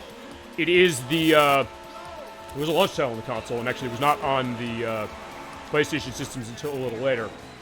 I heard it was really interesting, because the other ones play like Shenmue, and I didn't like Yakuza 1 on the PS2, but then I played the remake of it, Kiwami, and I played Yakuza 0, and I did quite like them. And they are I know on this system they're all on Xbox Game Pass, and I think on PlayStation they're on PlayStation Plus Premium. I think, is that right? I don't know. If that's wrong, I'll say no, it's not, or feel free to correct me, because I guess you're playing it on the PlayStation console, I think, specifically. But I know it was initially on this console first and later. I gotta tell you, I do like the stylings of those games, and also the other thing is that the fact that they've kind of been a way of kind of backdooring classic Sega games to people that are like, hey, would they actually play this? The Crusader 64 is like, I was like, all these Sega games, like, yeah, okay, cool, but then you realize, wait, there's a trophy to get all the games going. Like, I realized how much I suck at OutRun. I have to play OutRun now. I was like, yeah, this game is making you play these games that I told you are really good, because there's a trophy behind it. It's like, you know, if there wasn't, I wouldn't play it. It's like, hey, you're playing it now. At least now you understand where it's coming from that way. You understand the music cues, you're understanding all that stuff, and it is interesting aspects going. And also the great world building that goes with those Yakuza games, which it's worth pointing out, the people who made this did go on to work on the Yakuza franchise, and the Like a Dragon franchise. With that game, they then started labeling it as Like a Dragon as opposed to Yakuza. I don't know if it's like a licensing thing or a case like, hey, they don't want to necessarily associate it or be more general. But it's still going strong, or I guess the way I say it is that, aside from that one, which plays more like RPG, it's kind of, fine, Shenmue if people bought it, which I know sounds horrible in my case, but I'm like, fine, that's true. People did buy these games as opposed to Shenmue, especially in Japan, and they had a point as far as what they were, and now, in some ways, they've kind of transmogrified into a lot of stuff that Shenmue did specifically, which we'll show when we start Shenmue in December. So wait, we should show off something with the Like a Dragon stuff. Maybe that one. I mean, that might be a good one to start with as far as an RPG case. And a different kind of RPG, because I remember when I heard it was an RPG, I said, this is an RPG? As far as I thought, like, oh, it's going to be like a roaming, like, adventure, beat-em-up mystery game the way the other ones were. But then they said, oh, it's RPG. And then I knew people played it. It's like, I played this because it was the case of that. They really, really liked it. Also, I am stopping the reels on 3.7 speedway by hitting the special button. And we had earlier where if you do that, you hit the back button by Jeffrey for Virtua Fighter on the expert course. He starts spinning in place, and then he starts spinning on his head.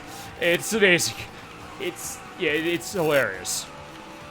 Alright, and yeah, this is going to be easy because I have it set to very easy, but I'm going to have that. Actually, that's probably not going to be a factor, I think, as far as what I'm going to do next. I know, we'll go down the pit road even though it doesn't matter because we're going this way. Okay. So welcome to Victory Lane. Also, I'm looking as far as the notes, as far as the... What is it? The initial stuff. Make sure I have the right one to enter.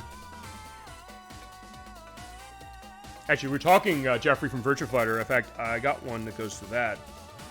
I was looking to see if there was one for Super Hang-On. There is, as far as like a music motif. But I'll put in the one I have. I don't think I have that one written down. There are like 50 of these things. And some are exclusive to the arcade version. The one I tried to put in was for Golden Axe before. That was specific to it, assuming I win or get time for this. Okay, yeah, sorry. I couldn't specifically. Okay. So let me just quickly look at what we're doing, because there's time trial, there's that, there's karaoke. You know, I'm gonna try one more time. I'll tell you I'm gonna try one more time. I'm going to... One thing I didn't do, I'm running this again. The reason I'm running this one again is because I want to get Pounding Pavement running, the remix of Pounding Pavement. You hold the VR4 button in. There you go. It's a special piece of music, and it's one I'm going to be singing, so we're going to be singing after this. In the meantime, feel free to go into anything else you got on, I guess, this franchise or the Sega Racing game, or more stuff on Like a Dragon, specifically. Because there is feasibly detail on that one I can go into when it comes to this franchise a little bit. I'll go on that a little later.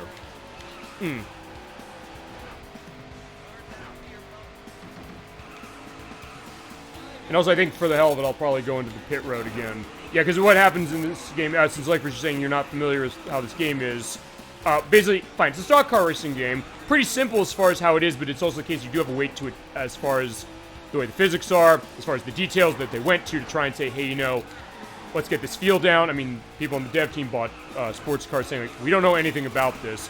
We need to understand how a sports car drives. We're going to watch Days of Thunder over 100 times so we can understand aspects of this culture. We're going to go to Daytona International Speedway. We're going to walk this course so we can get the feel of what the turns are. We're going to team up with General Electric's Aerospace Division so we can get the physics going for the Model 2 arcade board that this runs on, because we want to outdo Ridge Racer from Namco. It's in the arcades at the time. It's like, we need to become this big case. So they basically created a new arcade board for the purpose of this one game and then applied it to other games of Sega's like Virtua Fighter and Virtua Cop and others on top of that. And Motorade, as an example. Which I know Motorade is in... it's in a... There is one of the Like a Dragon games, and it's also in Judgment and Lost Souls, and I know you mentioned you played those at one point. I think it was in Judgment. It might have been in both of them. I haven't played either one of those, but I definitely wanted to check them out. As I'm letting this music go. Yeah, and also, fine, the other weird thing, which is Pounding Pavement. This music, even though it sounds nothing like it, the people who developed this game said, by the way, this song is supposed to be inspired by Hotel California by the Eagles. Don't know why, I can't tell. Maybe the idea, like, nobody knows what it means, perhaps. But whatever the case, that's a true fact, and something that I didn't know. And then Dolly Finn pointed out to me, saying, hey, this game had a guest appearance on the TV series Femme Nikita in the 90s. Like, I didn't know that. Like, okay. So, Daytona USA has gotten around. There's multiple different versions. We've shown the Dreamcast version a little bit on the show before. One of the racing showcases. There's 3 on Saturn, technically. Well, 2.5, I guess. And then there's the sequel to this. There is the enhanced version of that sequel. There is the PC versions, which there's 2 versions, one being an enhanced one, and then the new Daytona USA game that is in arcades now.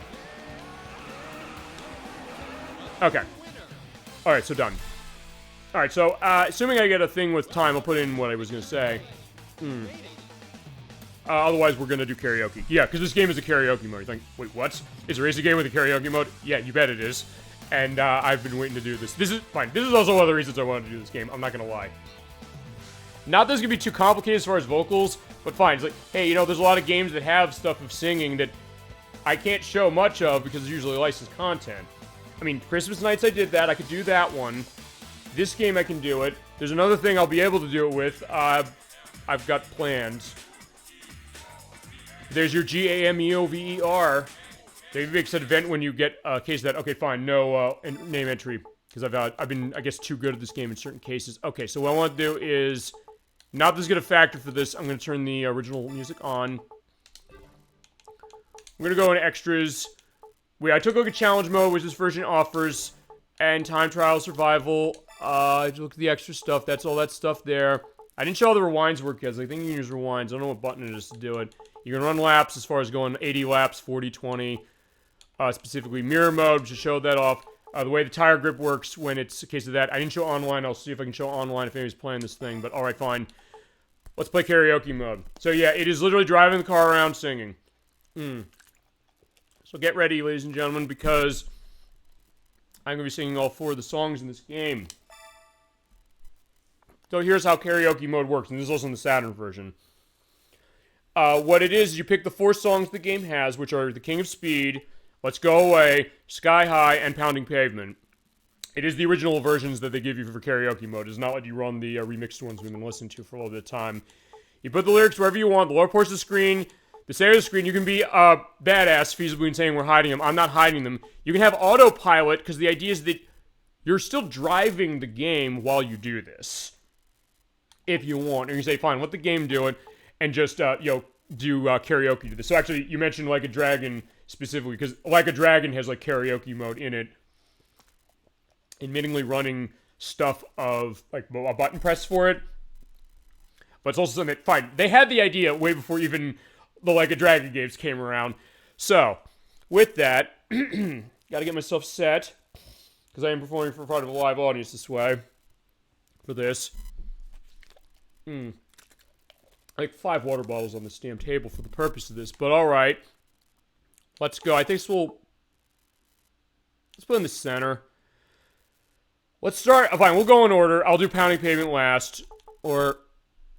Maybe I'll do... I won't do Pounding Pavement last. Maybe I'll do Sky High last. And you pick any course you want. I will be canonical this way. We'll run King of Speed on the beginner course of 3.7 Speedway, because you can do that. I'll let it go. Gotta get myself set. Karaoke? Yeah. Yeah, sit back, like first said Dolphin and everybody else in the audience is real, I swear to God. Rolling start. Yeah, there it is, right up there. Rolling start.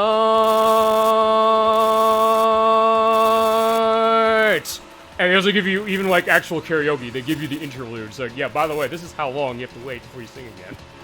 And I'm just driving, just playing the game, there's nobody else on the course. So in this case, he can say like, yeah, try to stay alone in them turns, fine, whatever. Let it go. Yeah, I know there's not many lyrics to this, but it is something amazing. And maybe the only words in this are rolling start and other stuff, but you'll see. This is glorious, I love it so much.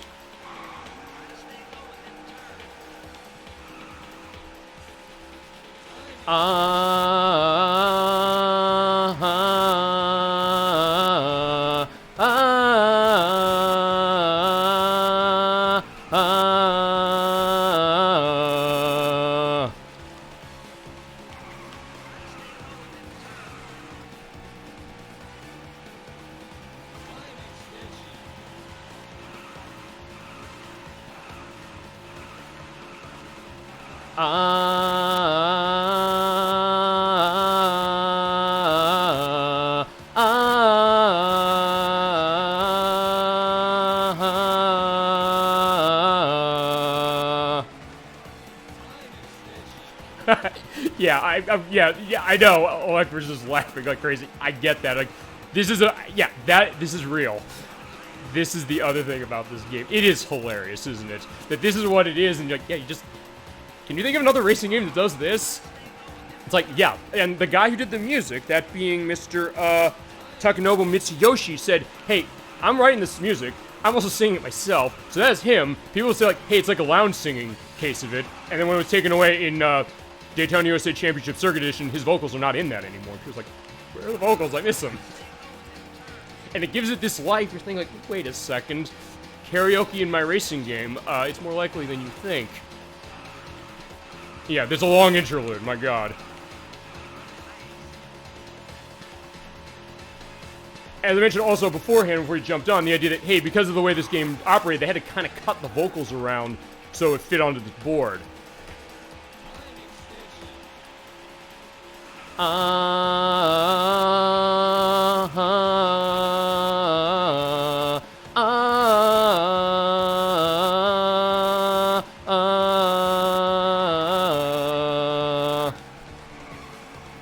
Catchy tune.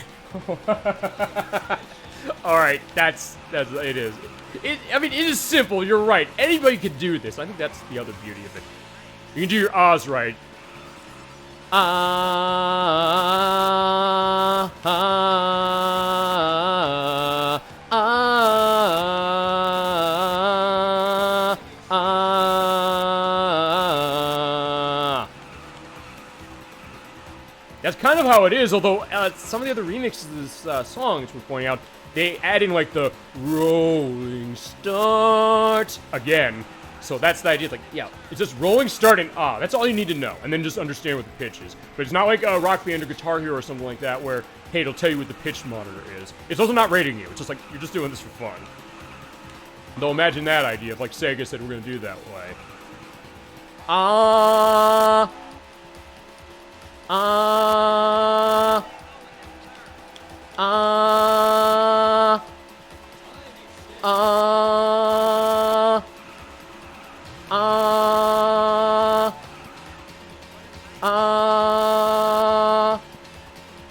Oh, wait, we're done. You think maybe we'd see OutRun and Super Hang-On? Yeah, I think we can, actually. At some time in the future? Yeah, in fact, you know, I had something sort of planned as an extra, and I'm still going to do it.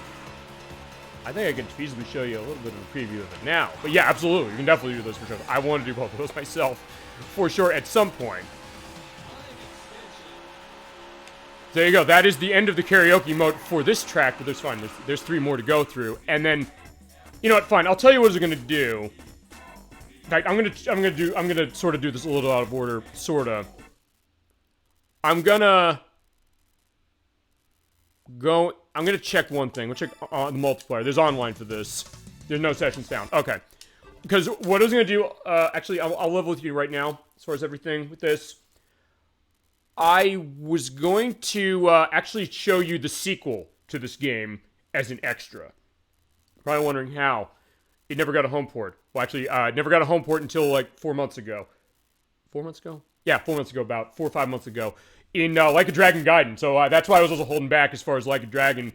Because, yeah, Like a Dragon Gaiden, the man who erased his name, does have this game's sequel in it. Which hit the guide button. There it is. I have it on quick resume, so I can pop that right up.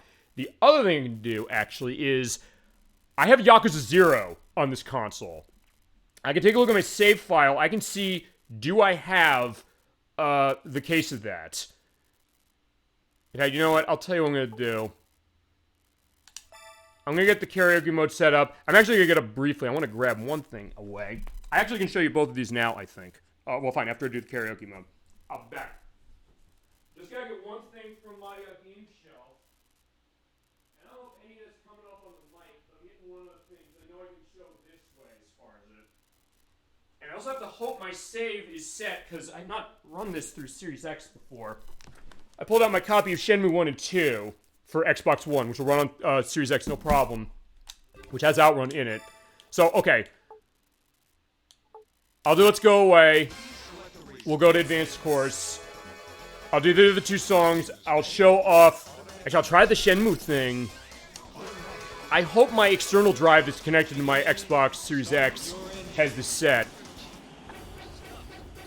Do do do do do do do do do do.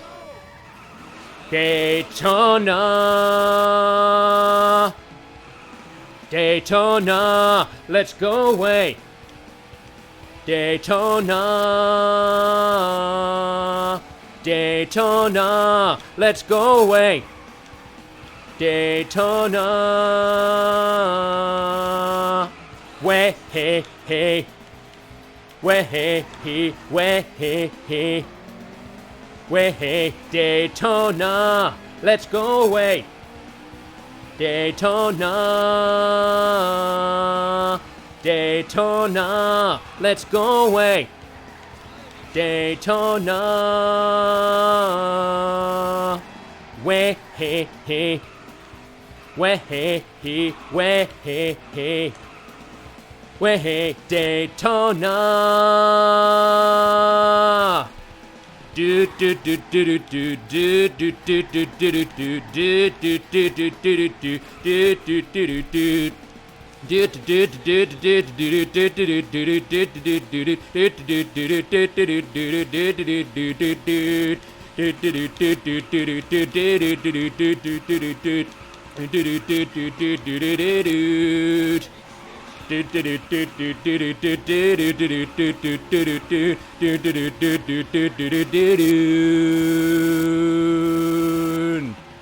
Daytona, let's go away. Daytona, Daytona, let's go away. Daytona, way, way, he, way, way, Daytona, let's go away. Daytona, Daytona, let's go away. Daytona, way, way, way, Daytona. Do do do do do do do do do do do do do do do do do do do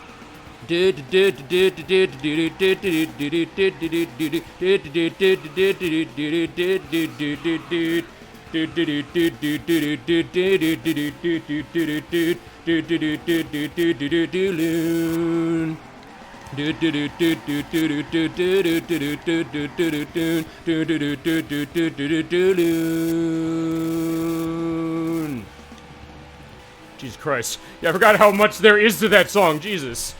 But in this case, it doesn't matter as far as it. Thank Christ I have an interlude. It's also worth pointing out I was kind of modeling that after the reason of I can't stop laughing. I'm glad I'm giving you the show. That is what Daytona does, you know. To a man, for sure, or a woman, or anybody, feasibly. It's incredible, isn't it, though? You don't get this out of other racing games. Not there, yeah. Yeah, I was modeling after the Dreamcast remix. Daytona, let's go away. Daytona, Daytona, let's go away. Daytona. Way, way, way, way, Daytona.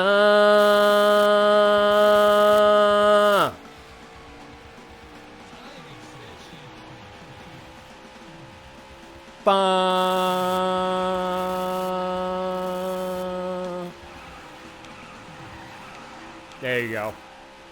I'm glad you're getting entertainment out of this because, yeah, it is. You're like, yeah, this is what they're doing. They're putting those lyrics on the screen. That is what I was singing. It's like, I guess it's like scatting specifically to a certain extent. But it's not quite that either. And fine, I guess you're in a good position, honestly, like for this one, because you're specifically saying, hey, I can't stop laughing. I never saw this game before. That's probably the idea of anybody looking at this. Is probably saying, like, what am I looking? You sound completely different. I guess so as far as, what I'm doing, the fact of how I'm doing the singing.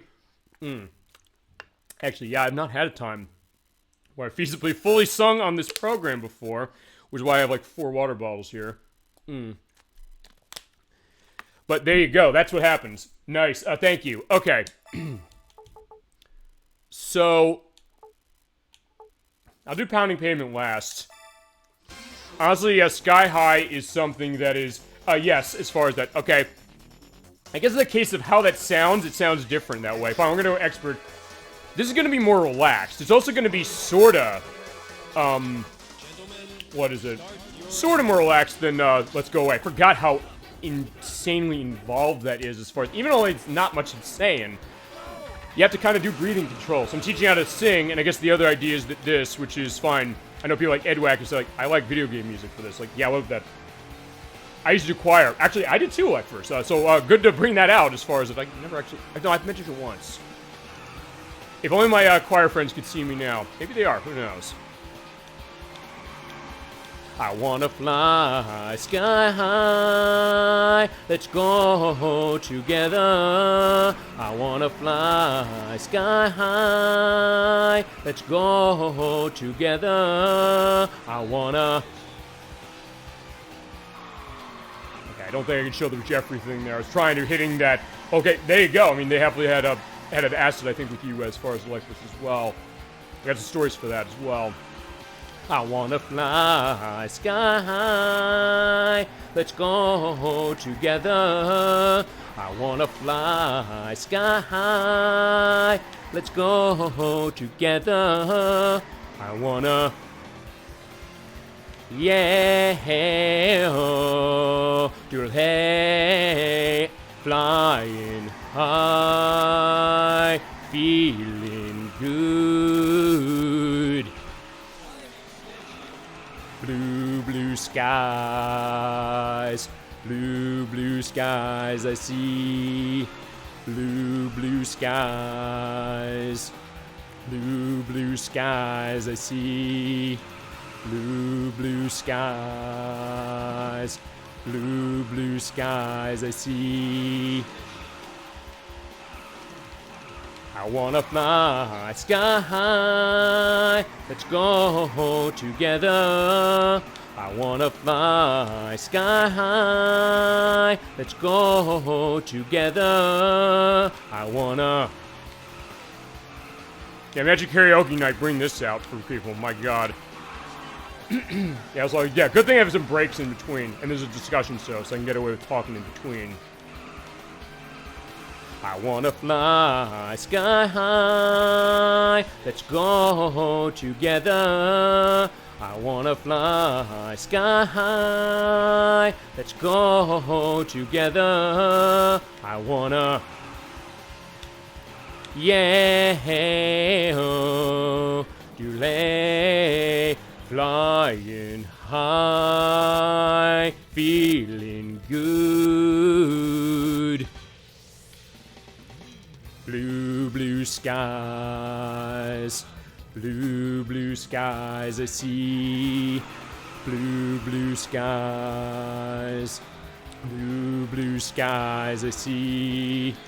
Blue skies, blue skies I see. I wanna... Yeah, there you go. That is, yeah, that's a good case. I should tell some of the my choir days stories. In fact, I'll do that as far as the rest of it. And you know what? Is it? Yeah, I'll show those other things. As far as, Super Hang-On, I have Yakuza 0. If it recognizes my save when I was playing on Xbox One, I can show that. Because it is in that. I believe I found it. I have Shenmue 1 and 2 that has, OutRun in it. I can show that. And then Daytona 2. And I'll show you how on the other one. On that one. Blue skies, blue skies I see. Blue skies, blue skies I see. Blue skies, blue skies I see.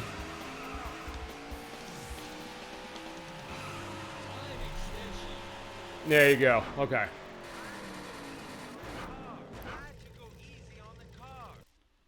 Trying. As a, yeah. Have you ever driven and sung at the same time as far as it like that? Well, fine. Maybe if you're in the car as far as it. Okay. Actually, I'm going to say one thing. I saved the hardest one for last because I don't know Pounding Pavement that well. So fine. I know these three by heart, clearly. Pounding Pavement, that I don't know. This is going to be interesting, and then we'll show off the other stuff. So yeah, we're going to turn this into a little bit of a Sega arcade racing showcase.